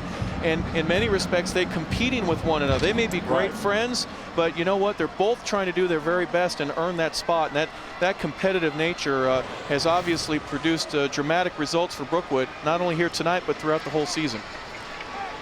And for his efforts, what does he do? He gets to line up on the kickoff there. Well, it looks like he's coming out now. It tells Coach, I'm a little winded. Yeah, you should be. Yeah. You get a break when you score a touchdown like that. Well, Cole and Tompkins making up the first pair of 1,000-yard rushers on the same team for Brookwood since the 2002 season when the Broncos had a pair of 1,000-yard rushes. Both Tompkins and Cole have gotten it done, and there was a late guy onto the field there for Brookwood, but I don't know if they caught that one or not. This one goes into the end zone, and that's because Cole had to come off the field there. We saw him coming off. He looked like he was lined up for the kickoff, but he was he came off and no one replaced him. So yeah, you and I saw him come off, but somehow or another, I think they went unnoticed by his backup. And Nick Moore with a very astute play by him. Here's another smart guy. Hey, coach, you only got 10 guys on the field. I'm going to sneak on after the ball is kicked. Well, regardless, Yang put another one in the end zone. Yang is, he can show off. He can also kick left-footed as well. He's a natural soccer player, and he actually did a couple times in the game. He kicked off left-footed when his right foot got, quote-unquote, a little tired. Got a little tired, coach. Kick with my other foot. Total yards, 235, 250. Brookwood with a slight edge. And now the Packers are going offense, trailing by 2 scores here. A little over 2 minutes to work with. Trey Cooper with his 3rd catch of the first half, but for minimal yardage. Well, don't let the clock fool you. 2:06, 2:05 and counting. That's plenty of time for Colquitt. They've had some productive drives now. They had an interception and then they had a field goal attempt that didn't go, but they've been very productive offensively. I imagine they'll put something together here. Brown looking downfield. Now under pressure, will go down. Big rush by the Broncos. Reeves Blankenship, number 86, was one of the guys who came shooting through there and made the initial contact. Brookwood comes with 5 on that play, and that was really a coverage sack. There was no one deep downfield. One of the few times that they've gone with go routes way down the field, and they weren't able to get that one. Quick throw here, complete to Hudson. Wrapped up, good open field tackle there by Sims. We haven't talked a lot about Andre Sims here tonight. Sims, of course, the Michigan State commit, but he is all over the place on both sides of the ball. He really highlights more on offense, but it's looking like he's going to play more DB on Saturdays next year, so the coaches have played him a lot more on defense. And he's been superb. I know they're not playing him because of what he's doing next year. They're playing him there because he's a great cover. Brookwood. And he does an excellent job of slowing down some of the better receivers that all of the other teams that they play against. You know, it's a real privilege, I guess. You know, it's kind of like getting to go against Michael Jordan. You know, it really, deep down, it's an honor if you're asked to guard him because you're our best guy. And they've been doing that with Andre Sims throughout the course of the year. Sims 5'8", 170-pound senior, over 50 tackles this year. Has done a great job on both sides of the ball. Well, tune into GPB this January for the new season of Georgia Traveler. From the mountains to the coast, our traveling team tracks down the hottest restaurants, the coolest getaways, and journeys upon a few of the Peach State oddities. Don't miss Georgia Traveler, Fridays at 8 and Saturdays at 7, right here on GPB. Excellent show right there. Want to encourage folks to support our local broadcast right here on GPB. So you get paid to go drive and eat. That's a heck of a job. Where do right I sign up, guys? Those guys got it made. What can you say? That food was really good. I liked it. Yeah. Cameron Lynch back onto the field here. And it is 4th down. And it looks like the Packers are going for it. Firing into the flat. They got a man complete and just in bounds. They're going to give him the catch. Flournoy Smith once again, the big tight end, and boy, wow, how about that? Dave, my unofficial count is that's 4 times they've gone to him, and he's gotten a first down after making a catch. Mr. Reliable right there. Well, that was a 4th and 6. You got about 6.1. Yep, got just enough. Here's King. And they'll keep it on the ground here, going under a minute now. Again, Colquitt still has 2 timeouts. But they're going to get back on the ball right here and run another play. Again, Brookwood still has 2 timeouts as well. Just keeping Brookwood honest with that underneath handoff. You know they're going to be put in the air here on this one. Brown pressure Lynch off the edge and into the ground it goes. Lynch with another big hit on Brown. And that time it looked like he came untouched off the edge, and you've got to account for number 38 when he's on the field. Oh, absolutely. Yeah, you'll see that here he comes from your left side and doesn't really give Tyler Brown enough time to be able to get the ball loose because there was a Brookwood defender just next to the intended receiver there on that screen pass. Well, Coach Cruz said Lynch is the best linebacker of Brookwood since Rennie Curran, and this is a great linebacking core when you talk about Hennessy, Lynch, and Maples. So 3rd down now, 3rd and 8. 31 seconds left in the half. Here's Brown going to load up, fire deep down the field, has a man there. It's caught. Tommy Hudson at the 25. Wow, what a throw and what a grab. Now you know why he's a record holder, folks. Gets behind the secondary. In this case, it's Andre Sims. He's got some amazing speed, does Tommy Hudson. brings in the catch, and now they are ticking right there on the scoreboard. They'll be there in just a few seconds. Hudson again a school record holder in multiple categories, also second in game receptions and career yards. Going to swing it out to him once again. Makes a move inside, still on his feet, and unable to get out of bounds. So the Packers will have to burn a timeout right here with 15 seconds left. Nice job by the Broncos to hold him up, keep him in bounds, and hold him to a short game. Yeah, another quick screen that goes out to Hudson. I thought he was going to just take the 2 or 3 yards and just step out of bounds, but he goes inside, picks up another yard or 2 at 2nd and 5. So a little more yardage, a little more production. And with 2 timeouts that they had there, only another second or 2 that were taken off the clock.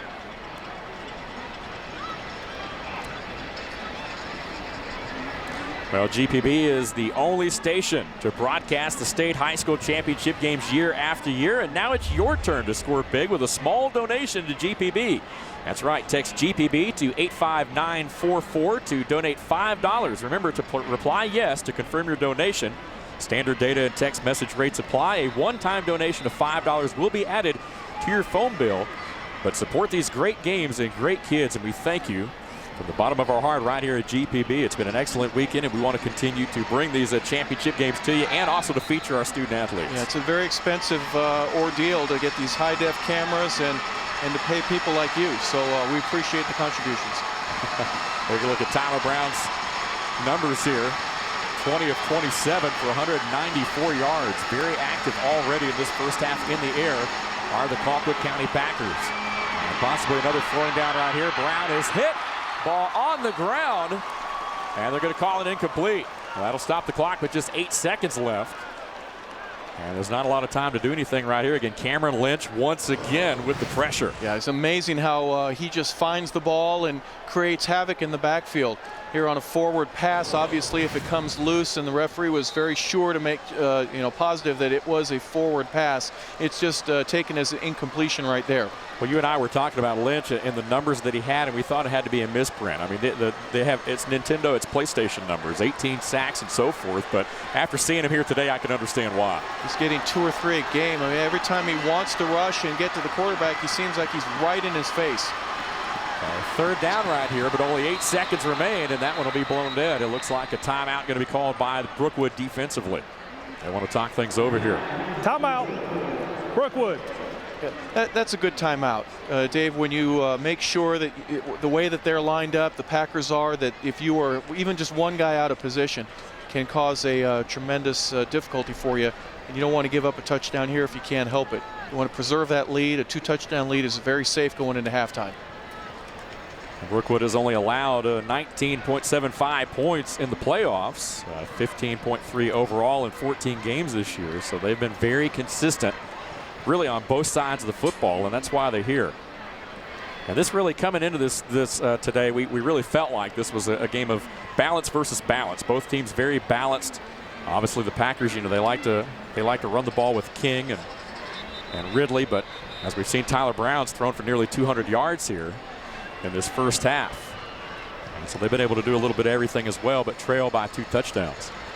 Yeah, the thing about what I've seen with the Packers is they don't seem to let a touchdown or even 3 bother them very much. They've got the ability, and I think the mindset with the coaching staff and everybody around there is it doesn't matter how far behind we are at any point in the ball game. 2 of their playoff games have been back and forth battles, including Grayson and ML King from a couple of weeks ago. They're averaging over 400 yards a game of offense, so certainly no need to panic indeed. Here's Brown, and he is hit, escapes, and somehow gets that ball away. Wow, what a heads-up play. Had the helmet ripped off. A penalty marker is down, and man, oh man. Well, every foul, yeah. Every pun intended, way to have your head about you and that you lose your helmet and you still get the ball out of bounds and buy one more play. Now, he didn't know that there was going to be a defensive face mask there, but what savvy this guy knows that I got to stop the clock. He gets it out of bounds and he doesn't throw it out sideways, so it's a penalty. Excellent heads-up decision right there by Tyler Brown. And there's Galbraith that came shooting through there and ripped off the headgear, so this will certainly push it down there a lot closer. Face mask But on there's the only defense. 4 seconds Half on the distance to clock, though, goal. Harper. Results in a first down. Well, you buy one more play. Now, the half the distance to the goal didn't turn out to be very advantageous for the Packers, but first down and just inside the 12 with one play to go. Might do a little scrambling before he has something that pops up there late in the play. No field goal right here. Brown with the play from the sideline will take the snap. 4 seconds left. Clock running. Firing towards the end zone. It's intercepted. And there is a penalty marker down, but an interception for Sims. And we may have interference right here, so Colquitt may have one more play. Sims hurt his knee there on that tackle. I hope he's okay. Well, he is up on his own power and hobbling off. There you go, look at him. Andre A.J. Sims. The penalty may have been on him as well. Yeah. Well, he's coming back onto the field right here. And it does look like it is going to be on Brookwood. And as the rules state, that buys him one more play. On the defense. First down, we'll have an untimed down. So here we go, clock reading 000s, but an untimed down right here for the Packers, who will go for it. Just outside the 5.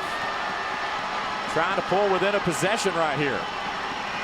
The Packers with the final play of the first half offensively. Brookwood trying to keep it a 2-touchdown game, and now Rush Probst will burn his final timeout. He went running down the sideline there and got the attention of the official. Colquitt County. I told you he's going to need new shoes, but that's a great timeout. Here's a guy that really needs to take the time that you would need right now in order to be able to get all your guys together, make sure everybody's on the same page. The way that Brookwood has been coming back with their defense, now you think about what is my second, what's my third option if I'm quarterback Tyler Brown. You know, do I have a guy that is going to be my second or third read that I wouldn't normally think of? They might have a little option right here. Play A has always done this, but let's add another little thing, a little wrinkle onto it, make it a little more difficult to defend there from the 6-yard line. Well, all I know is I'm tired just watching Coach Probst move up and down the sideline. I tell you what, a lot of energy over there, very animated. He's in great shape. and you have to be coaching a lot of high school kids, because they'll give you a hard time if you don't stay in shape. That's right. At least I know I did when I was a young guy. I get on my coaches. But real smart guy. I mean, he's been around this game for a long time. And one of the innovators, too. He's one of these guys that takes this offense, and he isn't running it just because it's a fad, but he really and honestly believes that this is the way that football is going to be going in the direction, and he wants to be a stalwart and a front runner. You know, get the best guys that you can in the high school level, because you never know who's going to come in next year, and they have to be able to run this offense and do so well. And looks like they're going to go for it here on 4th down. The Packers trying to become the 3rd team to win a state title with 5 losses. The last team to do that was Thomas County Central back in '92. And here is the one untimed down right before halftime. Colquitt County Packers trailing Brookwood 28-14. Brown firing towards the end zone. Tommy Hudson, touchdown. Wow. What a play call. Excellent play call, because you went against a guy that just got injured.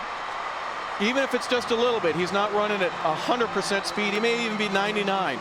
Hudson comes in and he runs a little dig route going on the inside, but stops and plants. There's a head fake there that takes place, and next thing you know, he breaks it to the outside towards the sideline for a touchdown. So Rich Tyndall trying to make it a 7-point ball game right here, adds the extra point. And it is now 28-21, and we have reached the half. But boy, what a play right here. Tyler Brown put this ball right where it had to be, just beyond the reach of Sims. Yeah. Game of inches, football is, and one more inch, and he gets it, knocks it away. But in this case, that 1 inch brings them within 1 touchdown of tying this ball game up. Excellent job. That could be huge, absolutely, in the second half there, indeed, no doubt about it. 28-21. John Nelson standing by with Coach Cruz. John. Thank you, Dave. Let's talk about that drive and the score just when we hit zeros here. Well, you know, we gave up a deep ball, and we gave up 2 penalties down there. Got a big interception, got called for the interference, and then we had a face mask penalty. You know, I don't know. I guess it's kind of like the Murphy's Law. If it could go bad, it went bad on that drive. So And then you also, on offense, I know that you were thinking you might have to pass more, but the running game's really getting it for you tonight. Right, we're doing a good job running the ball. We got to get it back from them. We got to do a better job of getting them off the field. All right, thanks, Coach Cruz. Thanks for your time. He's got a 7-point lead, guys, as we head to the break. All right, thank you, John. 28-21 the score at halftime. Brookwood leads Colquitt County, but again, another whole nother half of football left to play. We'll be back in a moment. Battle of the Bands and Gil Tyree joining us. Stay with us.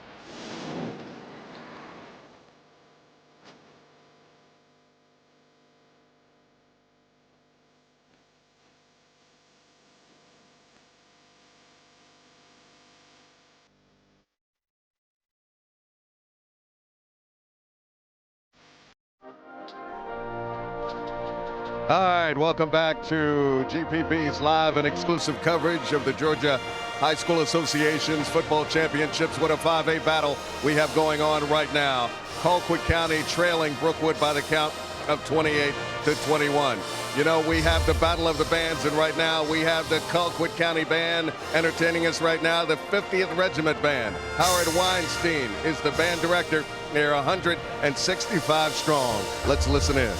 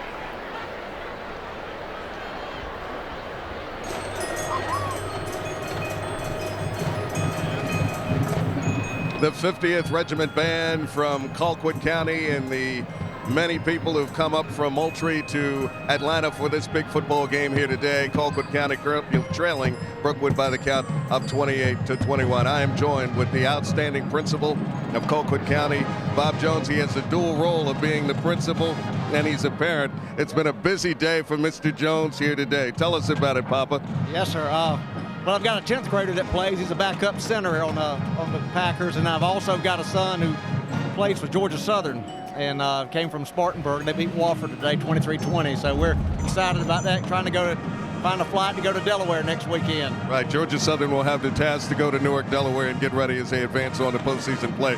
Let's talk about postseason play for this team right now that represents Moultrie. A lot of people come up from Moultrie? Yes, sir. We sold close to 4,500 tickets pre-sale. As you can tell by the size of our crowd, that football means a lot to our community. It's a unifying thing, and to come and play in a state championship game in a venue such as the Dome is just outstanding. What a story for the Packers. They start out 0-3. Coach Probst gets the ear of some of the players. You come in 9-5, Mark. You've been really the hottest team coming in here. It has to make you feel good. Yes, sir. Coach Probst has a great plan. Our kids have been working since last January, and he said to them the other night, he says, we didn't start working in January not to play at Thanksgiving, and that was our first game. And so that's been his mantra, is to finish what we started in January. You got some great things going on down there. Tell us a little bit about that. Yes, sir. We've turned some things around academically. In the last 7 years, we've improved our graduation rate from 50% to 82%. We've won 2 Governor's Cups awards for the SAT, highest SAT in our area.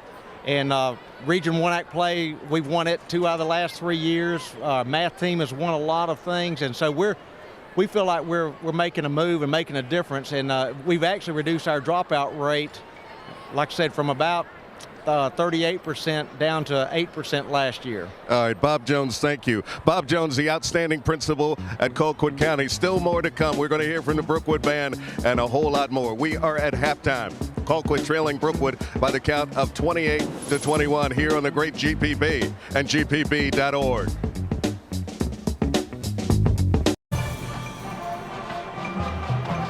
Halftime festivities continue live here at the Georgia Dome in downtown Atlanta. The 5A state title game going on. It is Brookwood leading Colquitt by the count of 28-21. I'm Gil Tyree. The battle of the bands continue. The Brookwood Marching Band, the Marching Broncos are on the field right now. They're entertaining us right now.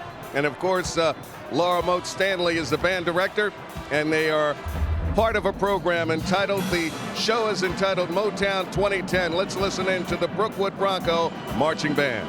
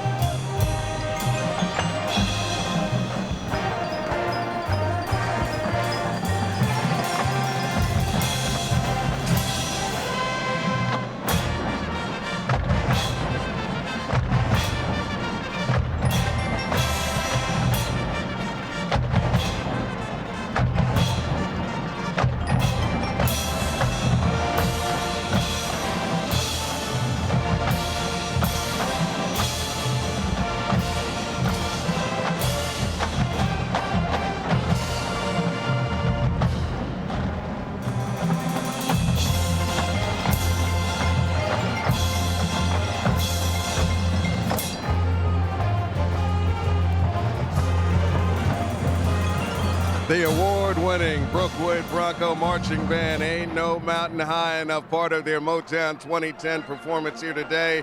247 strong, and ain't no mountain high enough for Brookwood. They're 2 quarters away from getting a 5A state title. With me is the leader of Bronco Nation, the outstanding principal for Brookwood High School, Debbie Dees. Congratulations to you.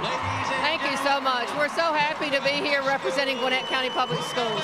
I want to ask you this: when you look at what you've accomplished on the football field, that pales in comparison to what you guys have accomplished academically. You're doing a lot of great things at Brookwood. We are. Our kids do a great job in the classroom, and I will have to say we have just a wonderful faculty who is absolutely phenomenal. You were telling me a lot of people came up from Moultrie representing and rooting on Colquitt County, but I see a lot of here from Bronco Nation, and I give you a lot of credit for that. We had a lot of folks come from Snellville. We had a great send-off for our football team today at the field house, and they all followed down, and we're here tonight representing Gwinnett County. Your thoughts of the first half of this football game? You guys have a lead right now.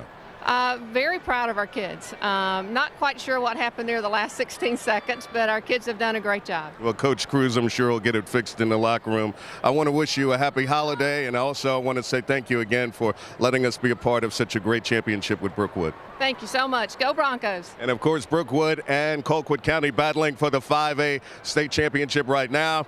Brookwood leading by the count of 28-21. Now let's set it back upstairs to the men who've been calling this fine football game here today at the Georgia Dome with first half highlights, Dave Garner and Harper LaBelle. Gentlemen, it is all yours. All right, thank you, Gil. And again, a lot of action-packed plays here in the first half. Damian Bentley with a 1-yard touchdown run got it going. It put Colquitt County up first. Then Nick Tompkins, a great effort to get into the end zone from 8 yards out, tied the score. And then Brookwood with their first lead. What a move there. Jamal Cole back into the middle for a touchdown, 14-7. And a little bit later on, the Packers would tie the score again. This time, DeMonte Ridley with a nice little short run of his own goes diving into the end zone. 14-all the score at that point. And then, of course, a little bit later on, Nathaniel Minor on the receiving end of this beauty from Ben McLean made it 21-14 in favor of Brookwood. And then the draw play right here, Jamal Cole with his second touchdown of the first half made it 28-14. And then the untimed down right before halftime there. Again, Hudson with the reception from Tyler Brown, 28-21. Let's go ahead and take a look at your Georgia EMC halftime stats. And Harper, as you look down through there, 200 passing yards for the Packers, 188 rushing for the Broncos. Anything stand out to you there in that first half? Well, yeah, in many respects, the passing yards is a little out of whack in comparison to what you would want, especially if you're trailing by 7. But a great job there. And the time of possession down at the bottom, boy, I tell you what, for trailing and yet still having the ball over twice as much as what Brookwood has. Very impressive right there. Let's go downstairs to John Nelson standing by with the trailing coach, Coach Rush Probst. John. The coach, you said that first you had never before? I don't know that I can ever remember having 61 offensive snaps in the first half, and I think that's the only one of the reasons that we're where we are. We're only down 7. I mean, obviously the 3 huge plays of the game was the callback, that we had the holding call down there and then didn't score and then backed us up, missed the field goal. They turned around and went 85 and scored. That was a huge turning point. And then we snapped the ball over the punter's head and gave him 7, and then we threw a pick after we'd really jarred the ball loose. So we've made some mistakes, and really just hadn't played as well. We're playing pretty good. We just made some mistakes. All right, well, thanks for your time. Good luck in the second half, Coach. Let's send it back upstairs. It'll be a lot of fun. To Harper and Dave Garner, guys. All right, thank you, John. Coach Probst enthusiastic. Well, we're about to kick off the second half here. We'll step aside.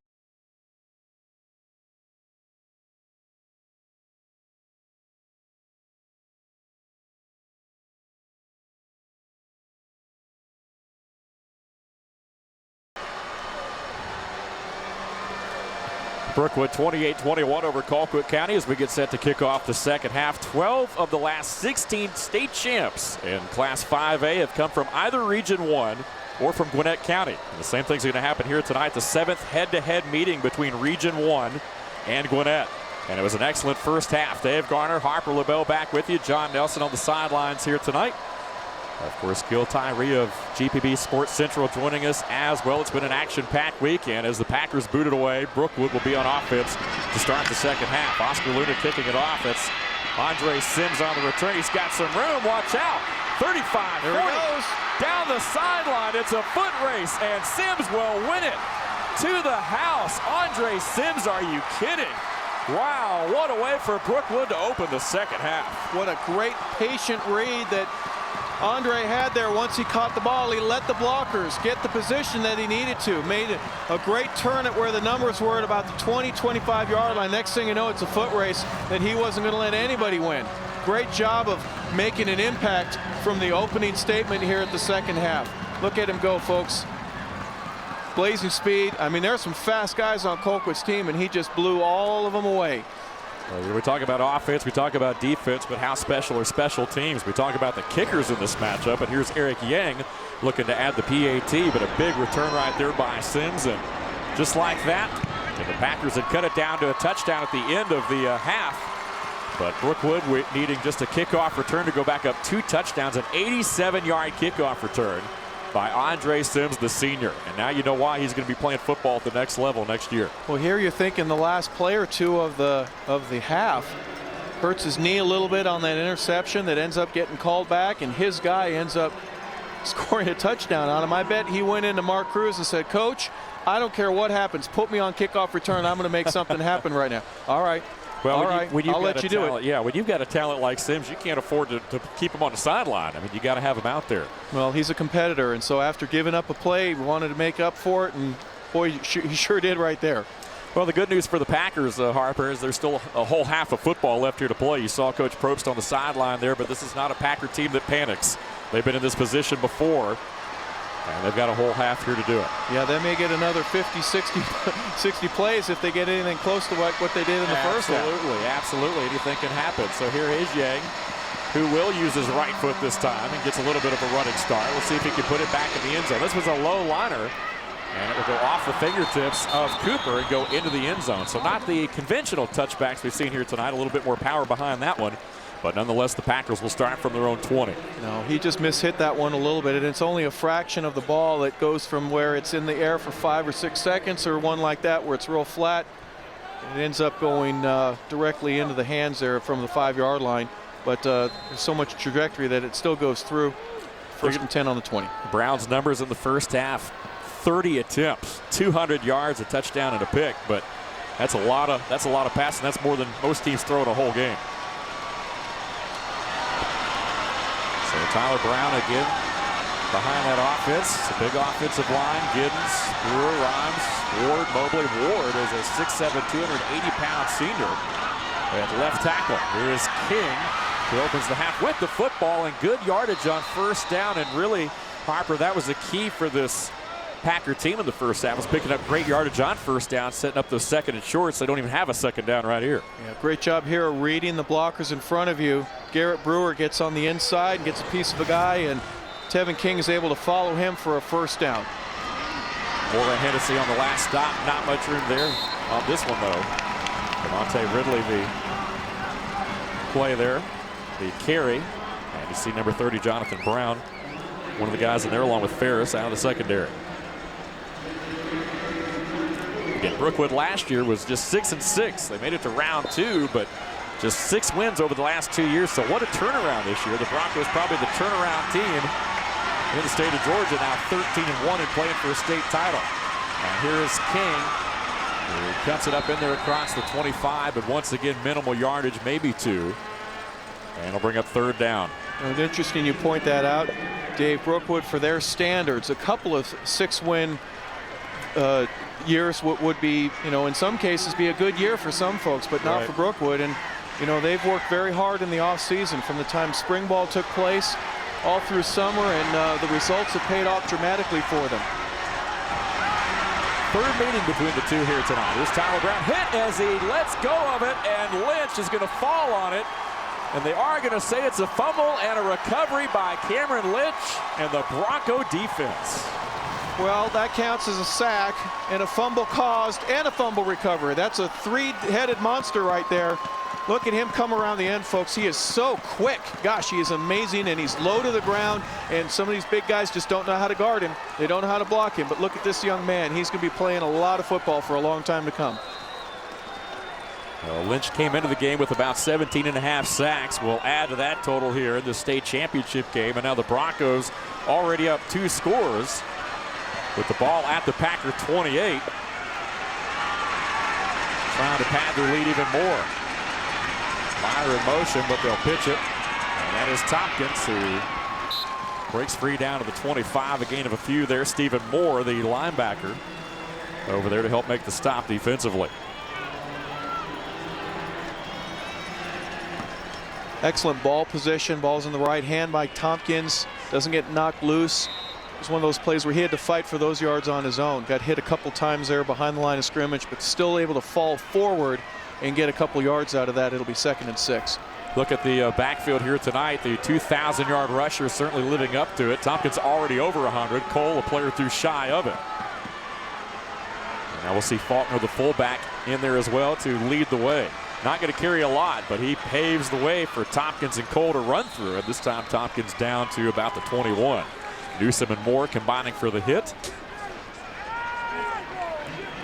But this Packer defense has played well throughout the postseason, struggled a little bit, allowed 30 points on average throughout 14 games, but they've improved on that a little bit in the postseason. Of course, holding Jenkins to 21 in the first round, Mill Creek to just 14 in round 3, and of course the big win last week over Grayson. Both of these teams have played Grayson. That's the one common opponent between them, and of course both teams winning Brookwood 10-0. And Colquitt 31-24. That time not a lot of room on 3rd down. John Gray with a big stop for that Packer defense will force 4th down after a loss of a couple. John's only a sophomore. He can bench over 300 pounds. He's got about 78 tackles. Add 1 to that here on the year. Excellent play by the sophomore linebacker. Excuse me. Now looks like we'll see Eric Yang attempt a field goal. Yang has been very impressive with 6 field goals in the postseason. This is going to be a 41-yarder. Yang 17 of 23 on the season. Has come up with some big kicks, 4 of them in the playoffs, plus 40. Here's another one right here, plenty of leg. And it is through there, just inside the left upright goes Eric Yang. And that'll make it 38-21 with 8:17 left here in period number 3. And there's that strong leg we've been talking about, and that time Yang got a chance to showcase it, Harper.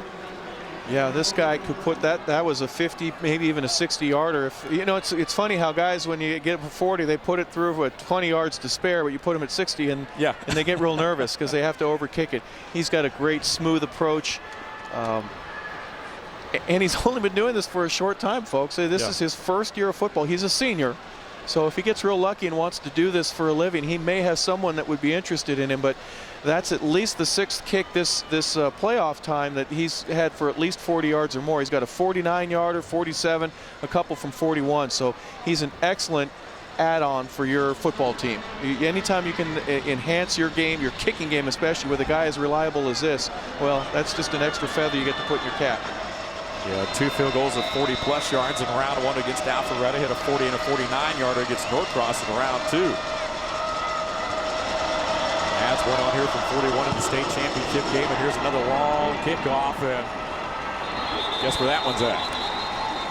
See, he got to warm up with the field goal, and now he gets to put it 9 yards deep into the end zone. Well, he had halftime to rest, so that leg not as tired as it was there in the first half.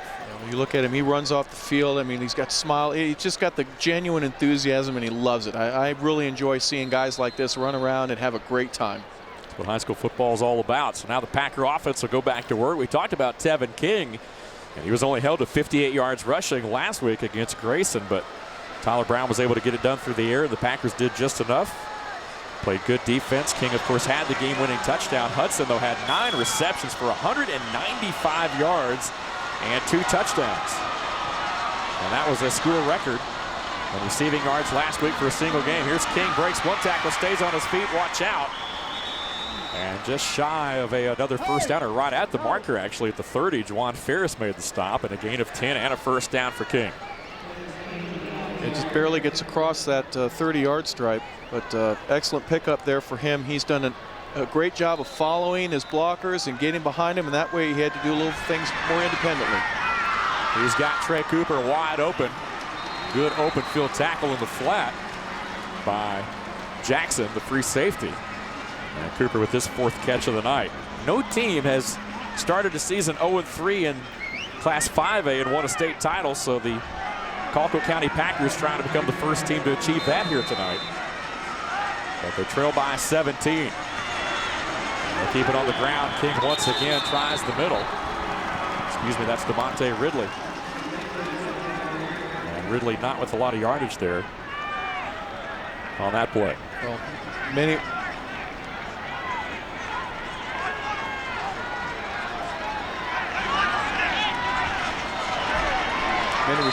respects, they've had such a record-setting offense anyways. That just one more if they win it tonight. Swing out, here's Ridley. And we'll have it up across the 40. Jawan Ferris with another stop. That is good enough for a Packer first down.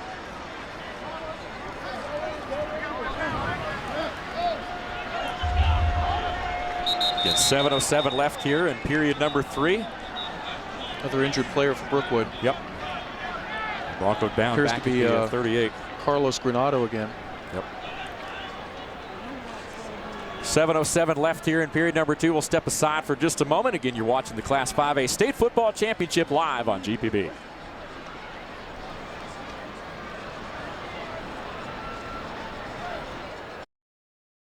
On GPB is made possible in part by supporters of the Georgia High School Association, including the following.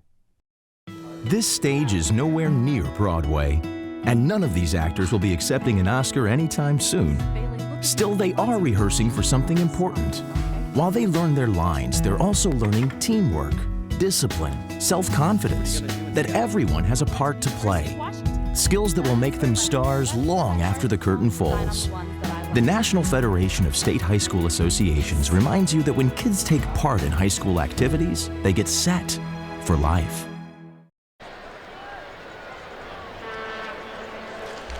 (38-21) our score here. Again, about halfway through this third quarter. Dave Garner alongside Harper LaBelle. John Nelson on the sideline tonight. And there you see the injured Bronco. Granados once again helped off the field here. They'll take a look at him over there on the sideline. Meanwhile, the Packer offense will come back out of the field with 7:07 left here in this third period.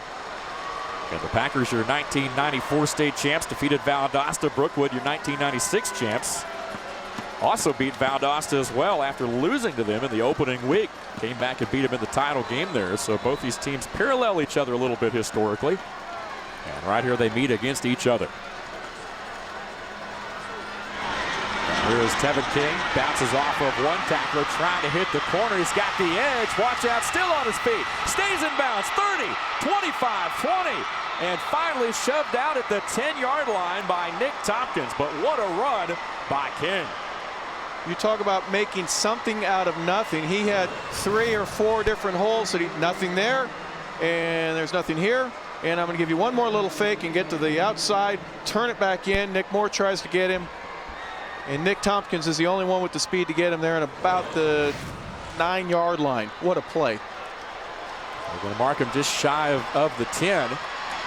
There's the chain stab. There's Ridley back into the middle. Good patience.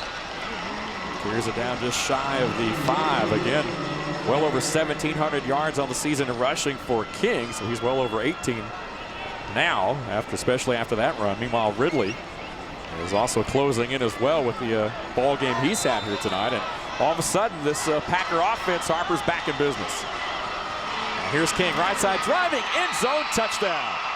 No doubt about that one. Great blocking up front by that offensive line, and they cleared the way for number 22. Well, you spoke of it. It happened within just an instant of that. Yes, the offense is back alive, and they're never too far out of a ball game. Now with a chance here to bring it within 10. Plenty of time left on the clock here in the third period. Great job. What an excellent job by Tevin King to make something out of nothing and really turn this into a very productive drive. King with his first touchdown of the night. Here's Tyndall for the PAT. And he splits the upright. So with 6:18 left in this third quarter, it's 38-28. And the Packers back within 10. Still plenty of time on the clock in this one, as King closes the margin. Once again, great block right there. Boy, that looked like number 50 right there. Garrett Brewer, the senior, who had a pancake there. Nice job up front indeed. Well, the offensive line is where the trenches is where many games are won, and excellent job there, as we've said, by the Packer offensive line. And you give the ball to that guy right there, Tevin King, and something amazing could happen. And it certainly did on that drive, on a couple of plays, and now they get within 10, right back in this ball game. So Oscar Luna will boot it away. They're going to look at the scoring drive. 7 plays, 80 yards. Shade under 2 minutes, and the 6-yard touchdown run by King, his first of the night. Here is Oscar Luna to boot it away. Tompkins back deep, along with Cole. The 2,000-yard rushers, and Tompkins will have the return from his own 10. And they'll take it up across the 20. It'll be tackled at the 22. So Brookwood will go back to work. The Broncos have not had to play a #1 seed, and they've had all 4 of their playoff games at home this year. But the road hasn't, I wouldn't say it's been easy, by no means. They had to take on a good Hillgrove team in Collins Hill in the semifinals. Let's go downstairs and check in with John Nelson. John, what do you got? Injury update, guys, on Carlos Granados. Right now, they're testing that ankle. They've retaped it, but as of right now, he can't put any weight on it. So it's going to be testing the depth of Brookwood's defensive line if he can't get back out there and go. All right, thank you, John. Indeed it will. And Granados has been in on several tackles, as we've seen throughout the night, so that will certainly hurt if he's unable to return. Meanwhile, the Broncos offense goes back to work. See Jamal Cole right there on the run for Brookwood.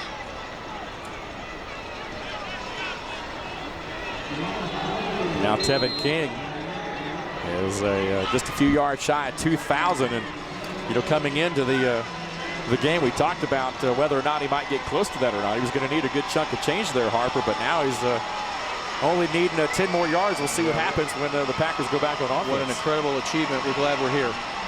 There's a nice little hookup right there to Faulkner out of the backfield, who lines up at fullback most of the time and paves the way for Tompkins, and he's able to get his hands on a football here for a first down reception.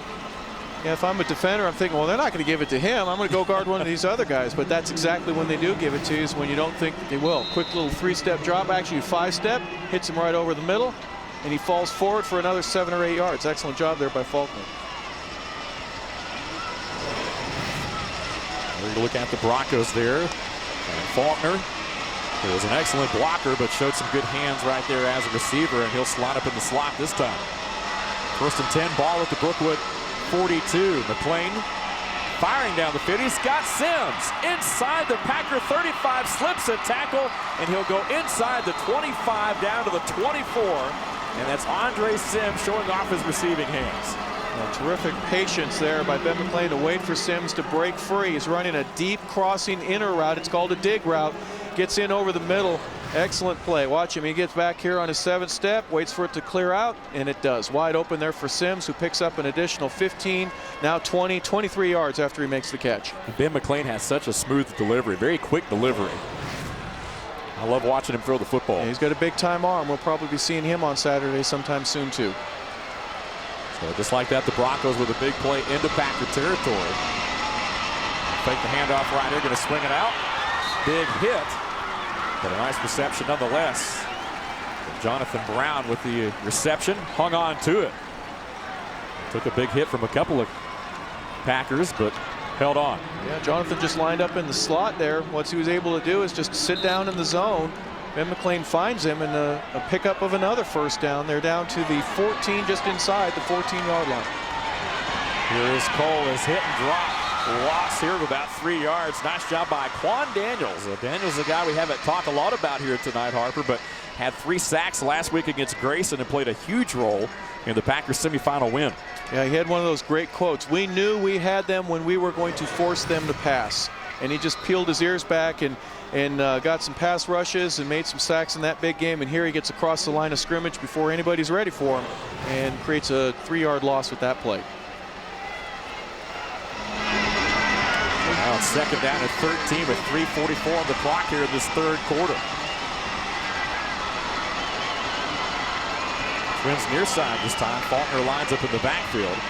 Once again, McLean off the fingertips and intercepted. Intercepted at the 15. Breaks the tackle. That's Adarius Davis with the pick. And the Packer defense comes in with a huge stop just when it looked like this ball game was about to be put away. The Packer D comes up with a huge interception. Well, that was a very similar play to what Nathan Miner here just sits down in the zone, very similar to what Jonathan Brown did just a couple of plays ago. Quan Nelson, number 5, was the guy who got his hand on the ball. You'll see Nelson right here tip it. Little tip drill right here, right into the hands of the man.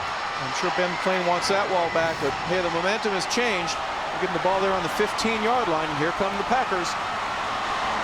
Brookwood showing blitz. Here comes Lynch once again. They'll keep it on the ground. Big room into the middle. Watch out. King to the outside. And finally drugged down at the 35 by Nick Moore. And King is over 2,000 yards now on the season. What a remarkable achievement for Tevin King. Well, congratulations in order to everybody in Colquitt has anything to do with any yard that he gained this year. That's a remarkable achievement. You're right, Dave. Very seldom does that ever happen. So here is Ridley. He's got some room. Watch out, midfield, and a gain of 15. Nick Moore once again with another stop, and all of a sudden this drive right here looking a lot like the opening drive of the ball game for the Colquitt County Packers. Coach Probst isn't going to let these guys fall. And look at them, they're popping up. They're just getting, as soon as they get hit, they can't wait to get the ball back. Momentum change is pretty serious right here. On the ground, Ridley once again. First down and more, gain of 12. And all of a sudden the Packers are racking up the yardage on the ground. Most of those plays are right where Granados was. Of course, he's standing on the sideline there. He's not ready to play. And Andre Sims is not in the ball game either. Again, he's on the sideline, banged up in that secondary. And once again, the Packers, there's another big run by King, and there's another first down, gain of 11. Boy, they are attacking right at the front of that Brookwood defense. And there you get a look now. 2010 rushing yards this season for Tevin King, the senior running back. And he's not done yet.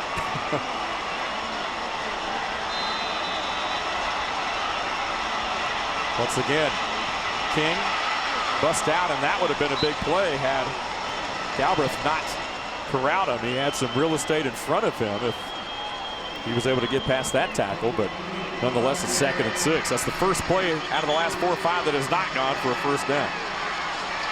Yeah, King will take a breather. Referee's timeout there. Galbraith making a big save, but you're right, Dave. If I were the statistician for Colquitt, I'd be really upset because I keep having to rip up my paper and start all over with all these new records that keep getting set. He's writing a new record every time he touches the football. And here's Ridley this time. Not much there at all, though. Maybe 2. Down to the 20. Blankenship with the stop. And the clock will roll down inside 2 minutes here this third quarter. 38-28. Still a 10-point ball game, but the Packers on the move here trying to change that, and you got to feel good. I mean, they were down 17 points at one point. If they're able to cut this to a 1-possession lead going into the fourth quarter, we're going to have a heck of a finish here tonight, folks. Don't go anywhere. 2 backs, King and Ridley now both in the lineup. High snap. Brown will pick it up, and he will go down back at the 34. We've seen a couple of high snaps here tonight. Cameron Lynch and Jonathan Brown came shooting through. Who else? Wow. Well, this will set back the Packer offense a little bit. It happens on rare occasions where the center has to get his hands up and guard that nose tackle, the nose position, in such a way that it forces him to do something a little bit different. In that case, it was a high snap, and it results in a big loss, about 8 yards there. And it's fourth down. 4th and 17, and now another flag and a marker. And Brookwood's defense trying to get the crowd loud here. Snap infraction on the offense. 5-yard penalty. You see, there's another one. 4th and 22 now. Bryson Giddens is an excellent snapper, but it's real difficult when you got a real fast, strong guy right on your right hand. If you're the snapper, if a guy's riding up right over your shoulder, it makes it very difficult for you to block after you snap. So your accuracy changes. Coach Probst showing a little frustration there. Andre Sims is back in the lineup at corner, field corner, for the Bronco defense. And now it does look like the Packers will bring on a punt team here with the whole quarter left to play and trailing by just 10. Watch the fake right here, though. Tanner White And Colquitt had a fake punt. Worked for them in the first half, but it was called back on a penalty. Of course, the punt that went over White's head set up a 1st and goal for Brookwood as well in that first half. This one straight up the chimney chute. Not a very deep punt at all. This one's just inside the 20. Well, early in the week, we caught up with Coach Mark Cruz and asked him what was special about this year's Brookwood Bronco team. Well, I think any team that makes it this far has to have some of those things that everybody calls intangibles, but they're really not intangible at all. It's pulling for each other, caring for each other, buying into trying to make sure that we're all successful together. Leadership, those things that are always those things that are on championship teams. And Coach Cruz named the Atlanta Touchdown Club 5A Coach of the Year. Succeeded, of course, Dave Hunter, the longtime coach, was there 15 years now, the athletic director and part of our GPB coverage this weekend. And Coach Cruz has done an excellent job, has really turned his Bronco team around after just 6 wins the last 2 years. There's Nick Tompkins on the carry for Brookwood, but the Packer defense all over that play. Travis Register is the first guy to get back there, the sophomore defensive end. Able to make a stop there in the backfield before the end of the 4th quarter. There's only 1 second left. And that'll do it through the end of 3. It's Brookwood 38, Colquitt 28. We'll take a break and be right back. The final 12 minutes from the Georgia Dome in Atlanta. When we return, you're watching the 5A State Football Championship live on GPB.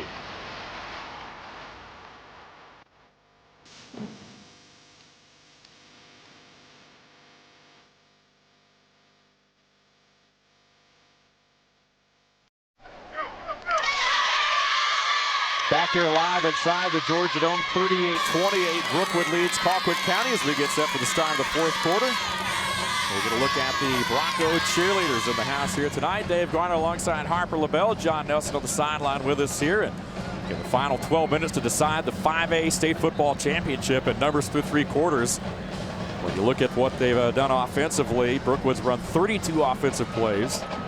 Colquitt's ran 77 offensive plays here tonight. We still have a whole nother quarter left, Harper. Yeah, you would expect the score to be reversed with the stats the way they are, but you know what? I'll take a 10-point lead and be glad that the stats are anything, whatever they are, just as long as the scoreboard looks good at the end of the night. So the Broncos up in the 4th quarter with the football on offense, 2nd down and 11, but not anymore. That's Tompkins with the rush, and he will have the 1st down after a gain of 12. And that was Snoop Arnold with the stop as the Broncos get out of the shadow of their own end zone there and take it up across the 25 up to the 30. This guy runs so hard, Nick Tompkins. He just and he doesn't get hit until after he's already passed the line of scrimmage. You get such a momentum and head of speed going with him. Very difficult to bring down. Again, this game far from over here tonight. You know that the Broncos would love to put up another score. Big hit right there. Wow, that was Rashawn Hunt, number 32, the leading tackler on that defense, who came shooting through there and smothered that play. What a tremendous effort by Rashad. Can you imagine? You got a guy that you're already attacking right there at the point of the ball, and then he's holding on you, and you still are able to put another guy like Nick Tompkins on his back. What a great effort there and a follow-through. Excellent play on defense. He was able to shed that block by Faulkner, which in itself is quite an accomplishment. And he's only 180 pounds, and boy, he looked like he was 250 right there. Watch out. Big pressure, and McLean will go down. Quan Daniels with a sack. And he is fired up. Runs about a 4.7, 5.40, and watch out, he's going to hit you right about now. Got to get rid of that football when Quan Daniels goes untouched. Got to get a guy on him. Yeah, and that was good coverage downfield, too. McLean really had nowhere to go with the football, kind of hung in there a little bit, but an excellent job there. Again. One of the great things, a coverage sack and waiting for something to clear out and open up downfield ended up costing Brookwood about 8 yards there with that sack. So 3rd and 17 right here. Packers scaring and getting the football back. The Broncos averaging 35 points a game basically throughout the 14 games this year. McLean going to swing it out, incomplete off the fingertips of Tompkins out of the backfield. It's a 4th down. I'm sure he'd like that ball back again. Several guys in front of him, several big offensive linemen paving the way. Well, and that's been a successful play, that little slip screen in the playoffs where they're able to sneak Tompkins out, kind of get the momentum going to the other side of the field, but he was just unable to make the grab, and now Nick Moore will punt it. And in many respects, you want those guys, those rushers, to get through close to the quarterback so it opens up that gap in the separation between them and the running back. Big rush by there, but Moore gets it away. Returnable for King. Slips a couple of tacklers, watch out. And just into Bronco territory at the 49. Boy, did you see him turn his shoulders and just, I mean, there wasn't much of an opening there at all, and he squeezes through that and just makes something happen. He's so dangerous. Anytime he touches that ball, he's a threat to take it to the house. Rush Probst, of course, picking up win number 200 in his career last week in the semifinals. And looking for win number 201 here tonight, and boy, it would certainly be a sweet one, but right now, his team trails by 10. 10 minutes left. Brown going to swing it over. Intercepted by Reeves Blankenship. Tommy Hudson chases him down from behind, but that's a huge defensive play by the Brookwood Broncos. Well, he must have been watching film on the sideline for him to be able to read that. He saw something that he recognized, and what a great athletic move. Watch Reeves. It's at the top of your screen, doesn't get hit, and because of that, he's able to get both hands in the air, both hands on the ball. Tommy Hudson saves a touchdown. Well, the complexion of this game has changed now, especially with that play. And Brookwood possibly looking for the knockout punch here with 9:51 to go. Still plenty of time, but you know they'll try to eat up a little bit of clock right here. You see Blankenship against 6 foot, 200-pounder, the defensive end. Out there in coverage, stepping in front of Hudson. And here we go, a big dose of Tompkins and Cole, I would imagine, on this drive. There's Cole on the carry. But Travis Register making the stop, and little to no gain on that play. If we can go back 1 second, Dave. Throughout this entire season, including all the playoffs, Tyler Brown only had 7 picks in 14 ball games. So he's averaging less than half, and he's got 2 tonight. So Brookwood's doing something right in that they're reading, they're able to make some changes and adjustments on defense and sniffing out what some of these plays are going to be.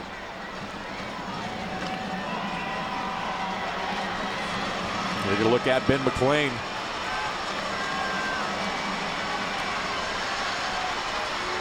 Nathaniel Minor in motion right here. McLean looking, now under pressure, steps, stays on his feet. And we pushed out of bounds, late hit. Yes, they'll get a late hit on that. Penalty markers on that one. And that'll set up Brookwood. Big first down.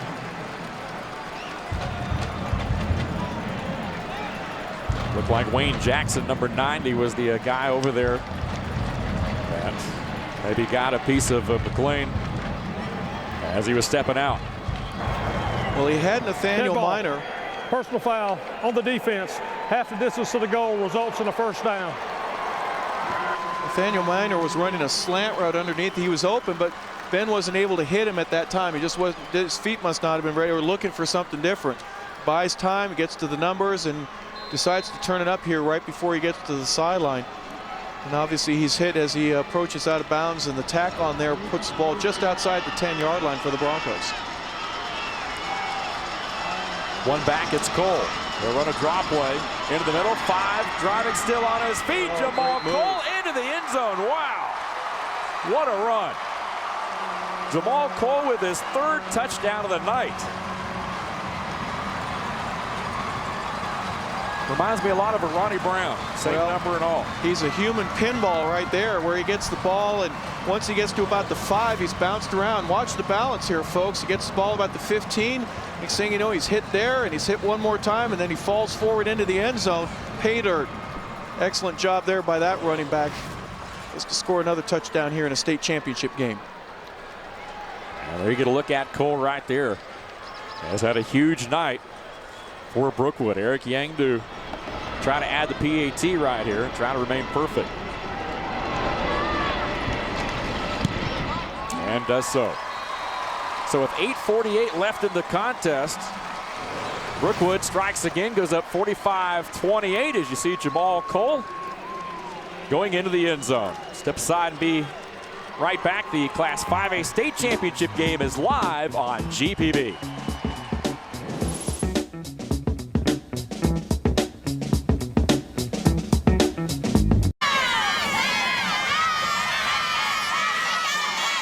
Back here inside the Georgia Dome, 45-28. The Brookwood Broncos lead the Colquitt County Packers in this Class 5A state championship game. Dave Garner, Harper LaBelle with you. John Nelson on the sideline here. You see the Packer cheerleaders, but right now it's the Broncos who have the lead, and they've run behind Jamal Cole in his 3 touchdowns. So now Eric Yang will look to boot it away. Brookwood trying to capture their 2nd state title. Yang has put them pretty much all in the end zone. This one might be returnable. Nope. Who are we kidding?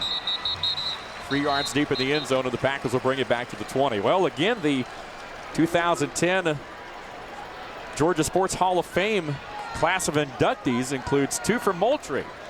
A 7-member class includes Ray Goff, a former quarterback at Colquitt from 70 to 72. Of course, would later go on to play and coach at the University of Georgia. And also Lisa Spain Short, a tennis player, had a 56-1 record at Colquitt. And of course was the 1984 NCAA Division I singles champion. Also from Moultrie, so again, good representation this year from Colquitt County at the Georgia Sports Hall of Fame. I wouldn't want to have to play her in tennis. She's good.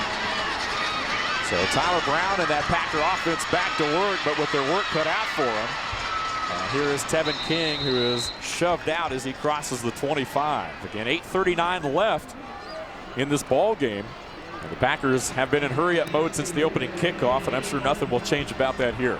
No, these guys are in outstanding shape. They do this from sun up to sundown. Nice productive play. You can do things on 2nd and 5. So that was a good gain right there, and opens up some things for different options that you have offensively that they may not have tried yet this evening. Little option, oh, that one on the ground. It's going to be called an incomplete pass. It was a forward pass, and they're going to wave it off. Blankenship thought he had a fumble recovery right there to go along with that interception. Brookwood not liking the call, but I think it's a good one. Well, and also he had a clear path to the end zone. There wasn't anybody going to get him. He said, "You're taking this touchdown away from me." No, we're not, son. That was an incomplete forward pass. These officials have done a great job keeping it all together. They're going to look at Coach Rush Probst. Swing it over this time. Big hit right there on the edge. Boy, Ridley with the reception, but Connor Hennessy cleaned it up. Just one of the many awesome linebackers that Brookwood has been producing for years, and they've got 4 of them again tonight. Really 5 the way that this offensive lineup, they drop a defensive lineman and go with 5 backers when they play spread teams. Seems to be very productive. You don't know which backer is going to be rushing the quarterback. In this case, Hennessy makes a big play.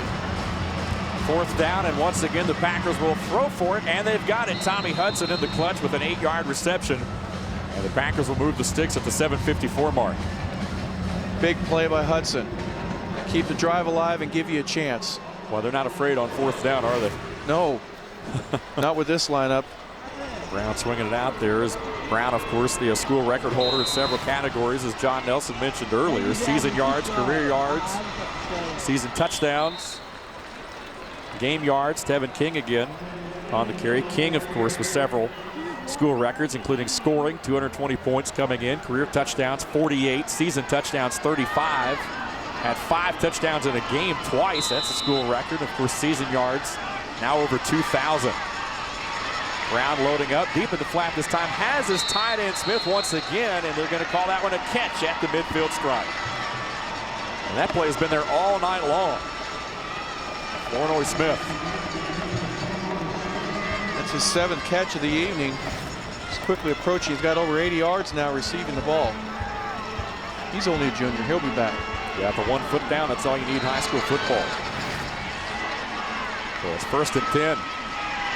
4th nice down. Oh, look at that play. There is Tevin King, stays on his feet, down to the 36. Jonathan Brown had to bring him down, but not before another big gain.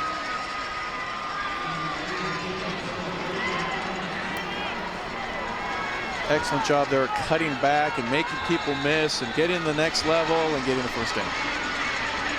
Pressure Brown, hit and drop. Flag comes flying in as Brown goes down back at the 45. Cameron Lynch once again with the hit.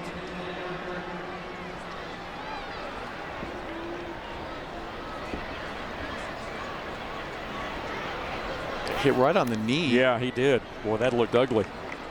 Brown up on his feet, though. It's going to be holding against the Packers, it looks like. Or, nope, offsetting penalties. Yes. Yep. Have a holding on the offense. We have a holding on the defense. Those penalties all set. First down. So we'll do it all over again. One of the reasons he took so long to throw the ball is because the receiver that he wanted to go to was being held downfield. So those offsetting penalties bring up another down. Brown steps up, a little bit of pressure right there. Will tuck it and run it. And is tackled about 2 yards beyond the line of scrimmage by Ramirez Galbraith.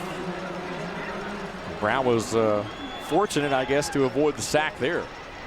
Cameron Lynch again had the pressure. They're going to look at King's numbers now. 19 rushes for 203 yards and a touchdown. Is now a 2,000-yard rusher this season.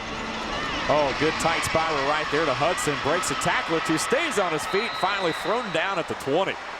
Brandon Salmon basically tossed him to the turf, but another catch for Tommy Hudson. Hudson, of course, the school all-time leader in receptions, both season and career. Game yards, 197, of course, against Grayson. Second in career yards and game receptions. Straight ahead, King on making a guy miss in there. Down to about the 17. Gain of a couple. Galbraith and Lynch combining for the hit. Lynch is certainly living up to everything I thought he would be. Yeah, he's an outstanding player, but look at what Tevin King at 5'6" and Tommy Hudson, you cannot measure what's in their heart. They're giving everything they have. Brown steps up, nowhere to throw the football once again. Everyone covered. Galbraith once again with a hit. And he has been in on several plays this drive defensively. It's caused a lot of havoc up there. He really has. He's been pressuring the quarterback when he has to, and then fighting off of that, and then just dropping back into coverage every once in a while. Good all-around player.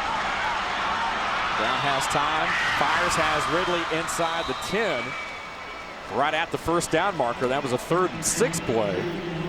And this one's going to be awfully close to a first down. Andre Sims wrestled him down. These new helmets, that's the second time now a Colquitt player on that one, and then previously with Tyler Brown losing his helmet there. These newer helmets seem to pop off. You've seen a lot more of that than you were previously to that. And that was a first down. So first and goal right here for the Packer offense. They'll keep it on the ground to Ridley, trying to turn the corner. Penalty markers. He goes diving in. And they're going to signal touchdown. But there is a penalty marker down back at the 12. And not sure if this one's going to stand up. See Coach Probst telling him to get back in the game there. Ridley thought he had yet another touchdown, but he'll come back in here. Holding on the offense. 10-yard penalty from the spot of the foul. First down. It's a shame that was so far away from the action. It's either Bryce Giddens or Trey Rhyme that were caught with their hand in the cookie jar there and got that holding penalty. Brown now first down, firing towards the end zone, too tall. Trying to hit Hudson on the seam there. Good coverage though by Moore. And also Tompkins, it looked like. And Nick playing free safety pretty much on that one, just coming from the middle of the field, just trying to break that up. Excellent timing there. It was close to being a pass interception, but I'm going to tell you what, look at these yards here for total yardage. 5:14 for Colquitt, 3:35 for Brookwood. So second and goal from the 22. Brown going to fire this one deep in the flat. Has Hudson complete. Down at the 7.5 in front of Tompkins. Tompkins gave him a little bit of cushion right there, kept everything underneath, but now that does put the Packers within striking distance here on this 3rd and goal play. Now, Tommy Hudson again with an excellent catch. Tremendous desire. I mentioned this a little bit earlier. Watch him. He's going to run an out route. By the time he gets to the sideline, get that foot down. He got it. terrific job of knowing where you are, having great balance, and keeping that foot in bounds as long as you can. A timeout going to be called by Brookwood right here with 5:21 to play. They'll burn the first. Brookwood. I want to talk about things defensively. They're going to look, of course, both teams right there. Coach Rush Probst has been in the business a long time, a product of Jacksonville State, won 5 Class 6A titles at Hoover High in Alabama. Of course, Jim Hughes was a longtime coach at Colquitt County from 83 to 99. Coach Probst has already made a name for himself as well. You're going to look at a recap of the games that we've seen this weekend. It all got started on Friday afternoon as Calhoun and Buford went toe-to-toe, and it was the Wolves who won 31-24 in overtime. What a ball game that really got things kicked off. And then, of course, last night, the Chattahoochee Cougars blanking Stars Mill as the Cougars finish a perfect 15-0 on their way to a Class 4A state championship. And, of course, earlier today, it was Class A action. Clinch County Panthers 24-14 over the Savannah Christian Raiders. Again, that was in Class A there as Clinch County went 15-0. And then, of course, in the AAA game, it was Sandy Creek edging Carrollton. The Fighting Patriots also finished their season a perfect 15-0 as they defeat Carrollton in a well-played football game that came right down to the very end. Again, Sports Central on Wednesday evening. We'll have a complete recap of championship weekend right here on GPB live from the Georgia Dome. I want to encourage folks to check it out. And there's one batted down by Gelberth. And boy, how big has he been on this drive defensively for Brookwood, making all kinds of plays. Well, they're so well coached that they get their hands up and they know that they're pretty much in a lane, or they have the chance to be. They get your hand up and you deflect a pass just because the luck of the draw, it happens to be right where you are. Another excellent pickup by Grillbrath to realize that he should do so at the right time. Forces a field goal situation instead of what could have been a 4th and goal and a possible touchdown. So Rich Tyndall will come on and try to boot the 25-yard field goal from the far hash. Tough angle right here being in this close. Now a marker is down. It might be I'm not sure if a delay of game or what.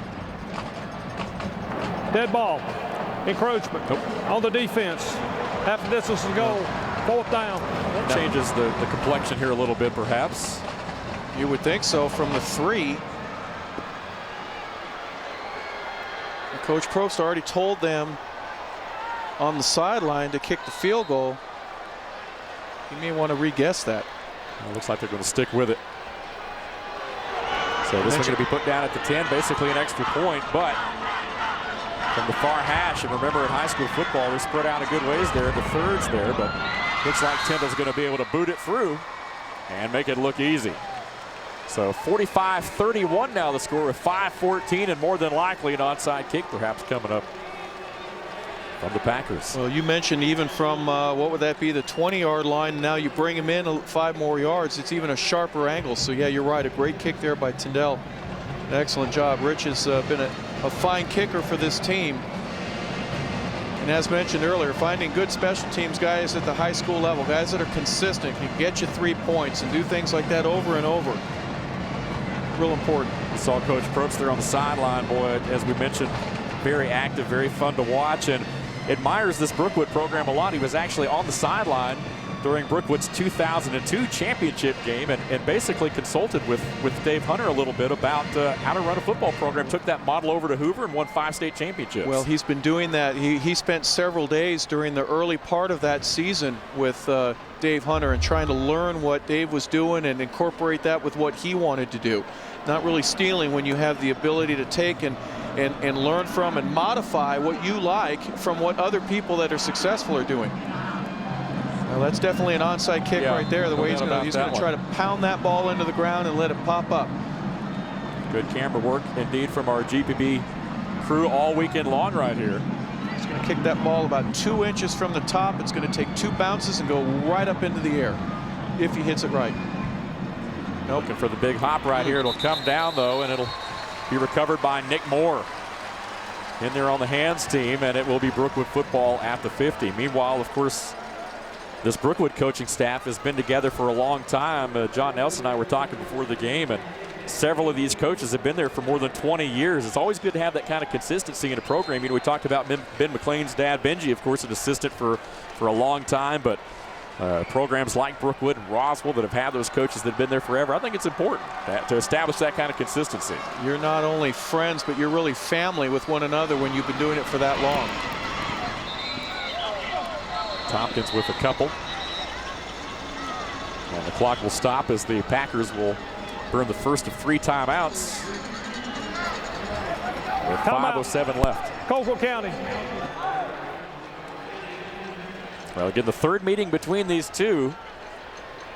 The first state title meeting, of course, between the two. They met back in the Georgia Dome both times. They met in consecutive years in 97 and 98.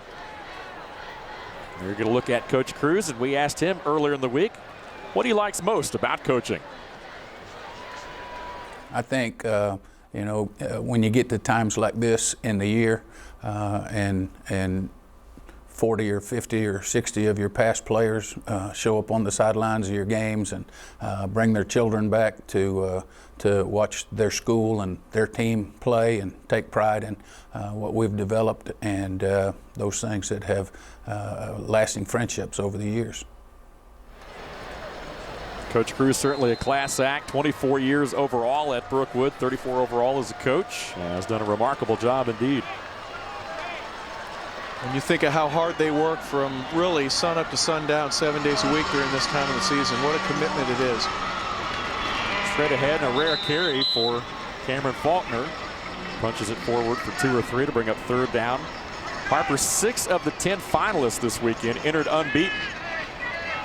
And of course, neither one of these teams unbeaten. Of course, Brookwood with the loss in week 3 to Decula, but nonetheless, and then you have Colquitt, who has 5 losses, and you can add up all the losses combined of all the championship teams. It doesn't equal 5, but this team right here has turned it on and did what they had to do, especially late in the season, got in the playoffs, and has made the most of it. And now here's Tompkins. He's got some room and a 1st down. Quan Nelson brought him down, but Tompkins able to get across the marker inside the 40, and that'll reset the sticks and the possession. That was a critical 1st down right there. Because now the clock is obviously much more of a factor with 4:23 and still burning. You take that first timeout. I thought that was a pretty wise decision by Coach Probst. And we need 2 possessions. Let's see if we can't stop them here. And then, unfortunately, another couple minutes are going to burn off before they may even get a chance again. Not much room there at all for Tompkins that time, right at the line of scrimmage. And Packers will go ahead and burn that 2nd timeout. We're talking, Harper, about the student athletes. Brookwood has the highest SAT scores in Gwinnett County as far as a school there. So again, Brookwood takes their athletics serious, but also their academics serious as well. And we see a lot of these athletes out here, 3.7, 3.8, 4.0, particularly along that Colquitt offensive line. And then you have Elliott Graves of Brookwood, who's already taken college courses. Yeah, how about that? Here's a guy that has done so well. He had a choice to take AP or advanced placements classes, or a decision that he made with the approval, obviously, of the administration and his parents, and he enrolled in college. So he wakes up in the morning a little bit later than what these other guys have to that go to school with, and takes a couple of classes on Monday, Wednesdays, and Fridays, and then comes to school, has lunch, has 2 classes. I believe one's a forensic class and maybe history or whatever the other one is, and then he lifts weights and goes to practice.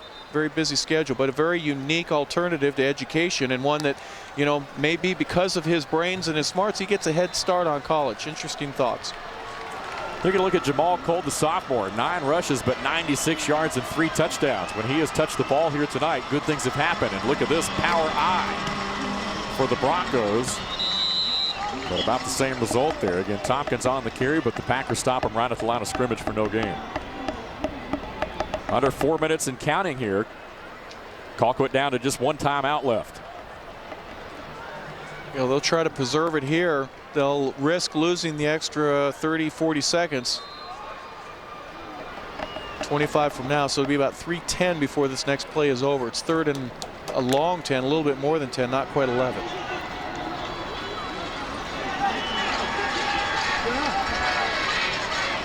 Power eye once again. McLean looking to throw this time. Has a man wide open. That's Nick Moore inside the 30. It's a 1st down and out of bounds at the 19.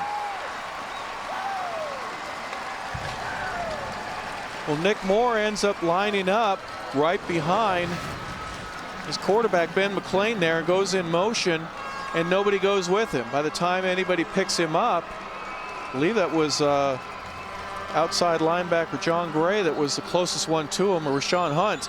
And it was too late there. He gets the first down and more, and more, and fitting cap for an excellent athlete to get a catch here tonight, and defensive standout in many different ways, and congratulations to him. Well, you think of Nick Moore, yeah, indeed, as a defensive player, but a huge play there. Again, the senior headed to play baseball at the next level, it looks like, at Kennesaw State. And now the Broncos just eating up the clock and eating up the yards right here. Again, Moore, 6'2", 205, senior with 9 interceptions this year, 6 of the postseason, and probably has some opportunity to play football. Right now is scheduled to be on the diamond. Yeah, he's an excellent baseball player, and yeah, is already committed to Kennesaw State, and really he'll be in the weight room and working out, and probably hitting curveballs here within the next couple of days. Shortly, absolutely. No rest for the weary. Once again, a power eye. Moore will line up in there again with Tompkins behind him.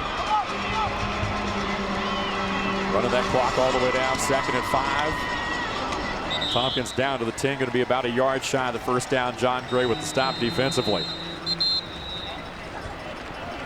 And the Packers will go ahead and burn a timeout here, it looks like.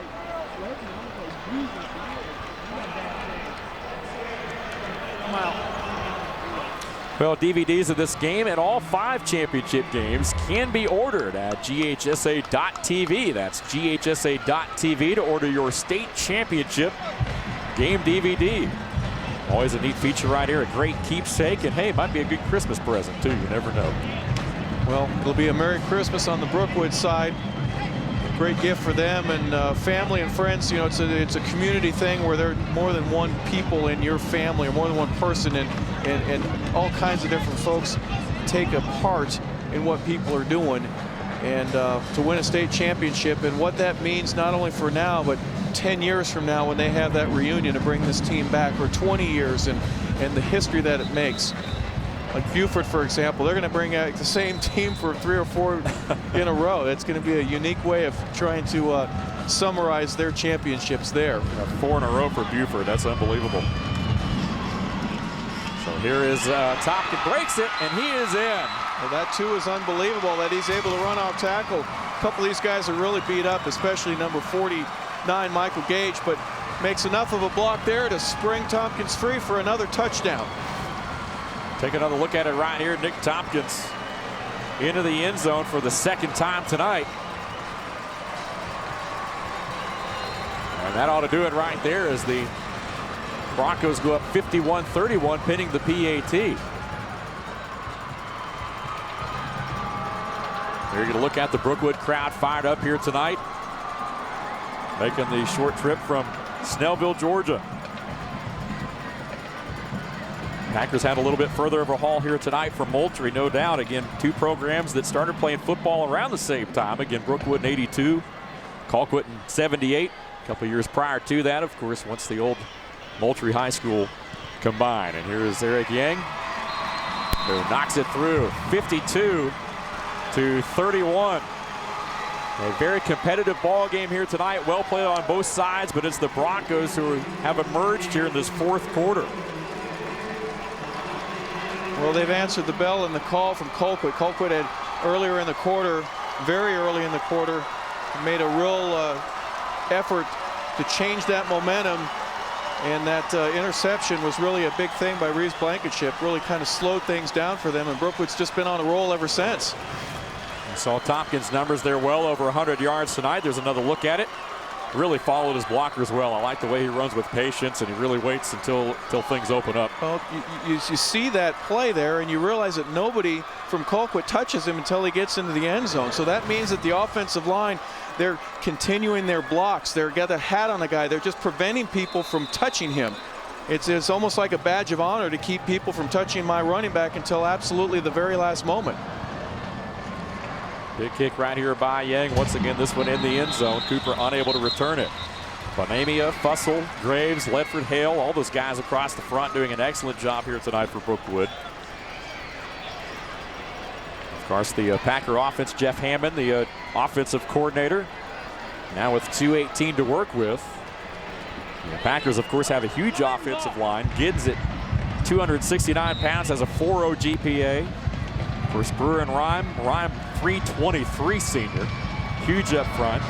We haven't talked a lot about Ward here tonight. It's 6'6", 280 pounds, a senior, number 63, the left tackle there. And of course, Mobley, 6'3", 290 on the other side. So huge up front.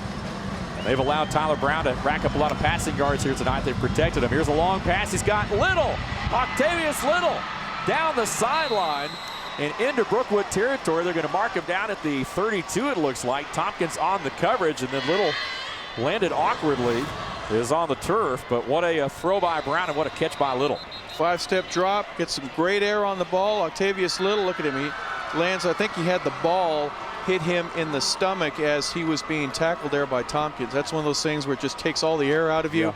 And the only thing you can think of is getting that breath of air and maintaining life. I mean, it really is a instantaneous panic moment, but he looks like he's going to be okay. See him helping Little off right there. And he appears to be okay. And of course, want to thank you, the viewers, for tuning in over the course of the last couple of days. I want to say hi to everyone here at GPB. It's been a long weekend, but a fun weekend. Great camera work all the way around. All the folks in the truck doing an excellent job here tonight. I want to thank our longtime spotter here, Rich, has been in the booth with us for as long as I can remember, I'll tell you that. Of course, the stat guys and everyone doing an excellent job here this weekend. And it's all part of the GPB family, and we want to encourage you guys to donate and keep these championship games on the air right here at GPB. And of course, want to encourage you to check out GPB Sports Central on Wednesday evenings for all the latest happenings with high school sports in the state of Georgia. It's an excellent program. Of course, Gil Tyree, Mark Harmon, all those guys, John Nelson do an excellent job. Of course, Nikki Noto's done an excellent job this weekend as well, patrolling the sidelines. And we want to say hi to the entire GPB crew. So down to 2 minutes right here. Brown going to swing it out. He's got Hudson once again, steps inside, makes the move. 25 inside the 20, still going. Look at that.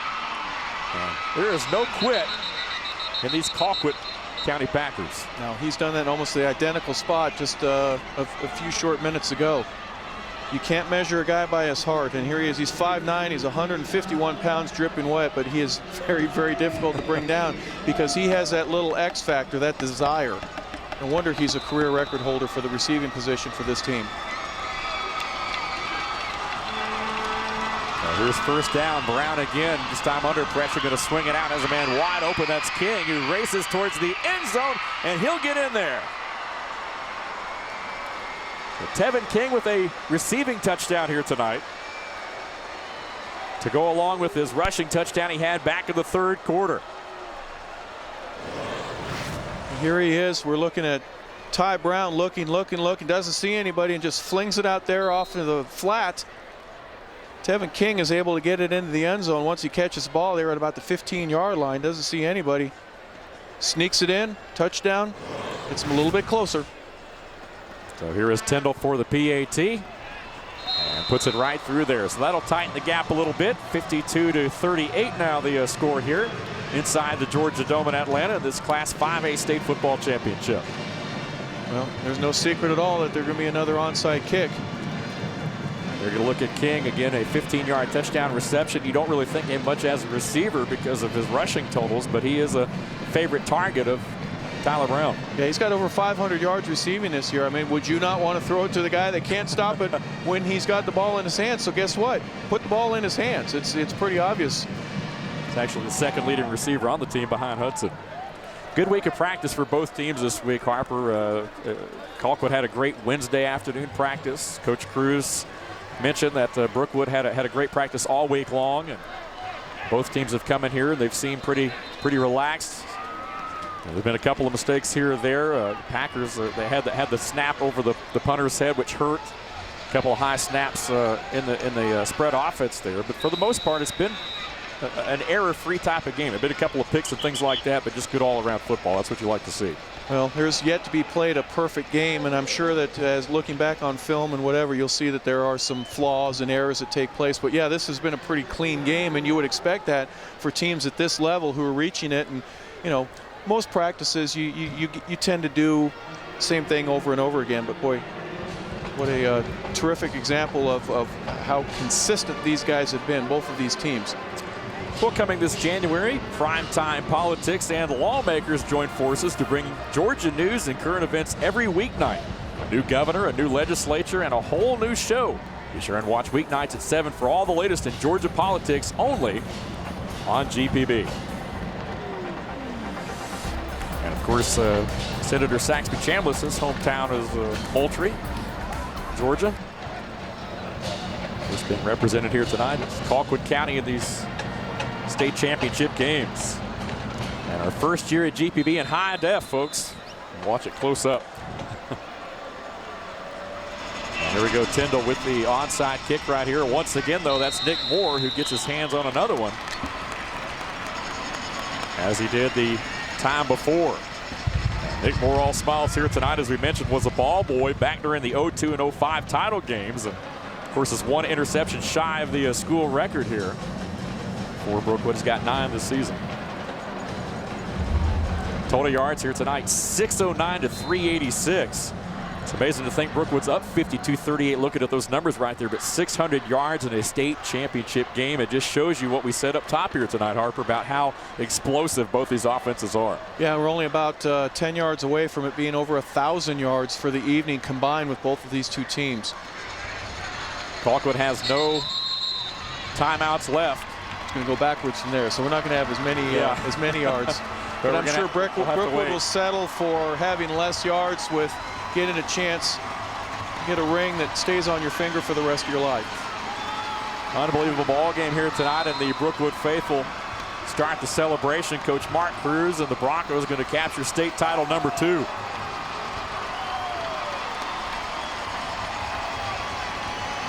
What a job here tonight, though, by the Colquitt County Packers, who certainly have nothing to be ashamed of. These guys have come in here and played well, and they've broke a lot of school records, a lot of individual records this year. Of course, in the state title game for the 3rd time, and falling a little bit short here tonight, but nonetheless a great effort by Coach Rush Probst and this Packer team that is going to reload next year and could very well be right back here in the Georgia Dome playing for a state title. Well, they've got a difficult region that they have to get through, but I think this is going to leave a taste in the remaining guys that are juniors and sophomores, and even the freshmen that attended the trip here. They were so close. Ben McClain will take a knee one final time, and that will do it. The celebration is on for Brookwood as the final seconds roll off the clock. And the 2010 GHSA Class 5A state champions are the Brookwood Broncos. And Coach Mark Cruz. 52-38, the final score here tonight. As the two coaches meet at midfield, they have a lot of respect for each other in their programs. Coach Rush Probst and the Colquitt County Packers will finish as the state runner-up. And the Brookwood Broncos will finish the season at 14-1 and state champions in Georgia's highest classification. Unbelievable. What a game here tonight. Both teams with great plays on both sides of the ball, and we saw a lot of student athletes showcased here. We sure did. There's some great athletes that have got to participate from a very early age in their life in these respective programs. Guys that have been playing since they were mighty mites and midgets and 7- and 8-year-olds. And here the culmination of that, to get a chance to play for a state championship at whatever classification level, and to get to do so against a quality opponent. Congratulations to Brookwood. What a great job and representation of Gwinnett County and the whole state of Georgia. Trophy presentations getting set to take place here in a few moments as the teams meet at midfield to shake hands in this one. And again, just an excellent football game here tonight. You got to like the fact that these championship games are on GPB, and we're able to showcase our student athletes across the state of Georgia. From Dade County in the northwest corner of the state down to Camden County in the southeast corner. It's just great to be able to see our student athletes showcased here on such a big stage like the Georgia Dome, where there have been so many great events over the years. Of We're home of the Atlanta Falcons, the SEC championship, but I tell you what, I'd put these high school state championship weekend right there with it. It's a great place to play, a terrific building, and add Georgia State that's playing here now. There's all kinds of reasons to come to the Georgia Dome and watch some terrific football. And the way the Falcons are playing, obviously, the whole state gets to be involved with that. And it's a real thrill and an honor for a lot of these kids. They'll be taking their iPads and some phones and taking pictures. What a great place to play football and to create a keepsake. They'll remember this the rest of their lives. Speaking of the Falcons, it has been a good partnership with Georgia Public Broadcasting and the GHSA. Of course, the Georgia High School Association has done a great job. More than 250,000 students participate in GHSA activities each year. Over 170,000 boys and girls compete in athletics, and an additional 84,000 plus students participate in debate, one-act play, and literary competitions. And of course, we saw a lot of those folks here tonight, as well as our bands and so forth. Have done a remarkable job all weekend right here live on GPB and inside this Georgia Dome. As you see the Brookwood Broncos, and they begin the celebration right here. We'll have a word with Coach Cruz. We'll hear from both teams as part of the championship presentations and celebrations right here. But what a night for the Class 5A champion Brookwood Broncos. Well, one of the great things, the great traditions of high school that you really don't get to do at any other level is you get to hang out with your teammates for a little while, have a little prayer, get a chance to talk to one another, and now they get to celebrate. They're walking all over the place and getting a chance to be a champion and have that for the rest of your life. One of the things that's interesting is these guys have made goals since really last year at this time. Maybe their loss, the last loss they had a year ago, and then they go into spring practice all summer long in the weight room and the heat and the sweat and the tears and all the things that go on, and to have it culminate with a championship in this building. Just a terrific story that I'm sure these guys will remember their lives. And these fans as well that are in attendance here, I don't think any of the Brookwood faithful making the trip from Snellville here tonight has left. They are all right here to check out this championship presentation. And you're right, it's definitely a year-round celebration. Well, right now, let's go ahead and throw it on down to the field. Our very own Gil Tyree standing by as we get set for trophy presentations. Gil? All right, Dave, thank you. An outstanding call with you and Harper here tonight. The 5A state champion, Brookwood, winners over Colquitt 52-38, and they join now Sandy Creek, Clinch County, Chattahoochee, and Beaufort as champions of Georgia high school football. Let's go upstairs to the Georgia Dome public address announcer, Phil Davis. Championship events. On the podium for today's presentation are Executive Director Dr. Ralph Swearingen of the Georgia High School Association, Mr. Mark Harmon of Georgia Public Broadcasting, and State Farm agents Jeff Jeffords and Nelson Carpe. And now, this year's runner-up for Class 5A at the 2010 State Football Championships. Let's give a big hand for the Packers of Colquitt County.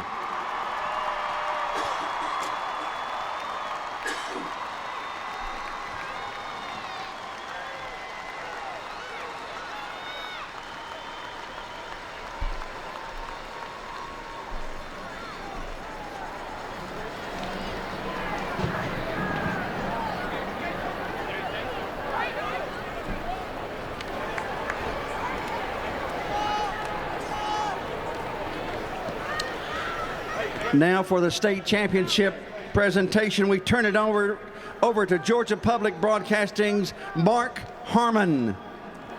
Thank you very much. It's been a great weekend of championship football. Time now to crown the final champion of the weekend, the 5A champs, the Brookwood Broncos. And to hand out the trophy, we've got Dr. Ralph Swearingen, the Executive Director of the GHSA. Thank you, Mark. On behalf of the Georgia High School Association, congratulations. Excellent job tonight. I'd like to bring forward here Sean O'Neill, Willie Flynn from State Farm, and they're going to present you the hardware you've been working for. That's my boys.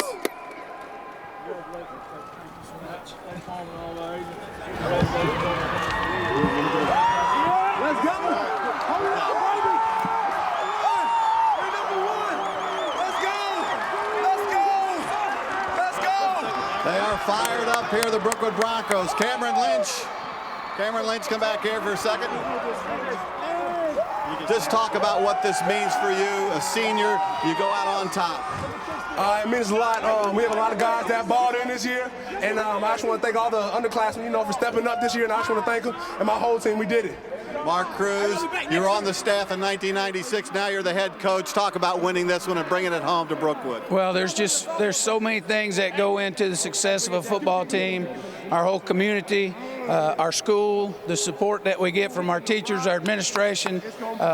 Our coaches did a fantastic job, and our players have been working their hinds end off since last December to be standing up here, and I just couldn't be prouder of every one of them. All right, we got another senior, Ben McLean. Hold that up high, Ben. He's down there. Oh, he's down there already? He left. He took off. He's gone. All right. Well, Coach, one final comment as we get ready to go here. I know that everybody is fired up. Just your final thoughts on winning this 5A championship. It's just like I said, the culmination of just such a great effort on so many people's part, and it's just surreal to be standing up here. It's awesome. Well, congratulations, the Brookwood Broncos, the Class 5A state champions. It's going to be a hot time in Snellville tonight. Amen. Now let's send it back to our Gil Tyree for some final thoughts on championship weekend. All right, Mark Harmon, thank you. Congratulations to Mark Cruz and his outstanding Brookwood Broncos football team as they wrap up, and indeed it's going to be a great night in Snellville. Let me first say thank you to the men and women who helped put this broadcast together. Special thanks go to Doc Swearingen and his outstanding staff with the Georgia High School Association. And also let me say a special thank you to the men and women here at GPB who worked around the clock to make these football championships memorable memories for the players and coaches, the parents, and all the respective communities. So that's going to put a wrap on everything here at GPB. We want to say thank you, happy holidays, and we hope you enjoyed our telecast here over the past 2 days. We say good night from the Georgia Dome in downtown Atlanta.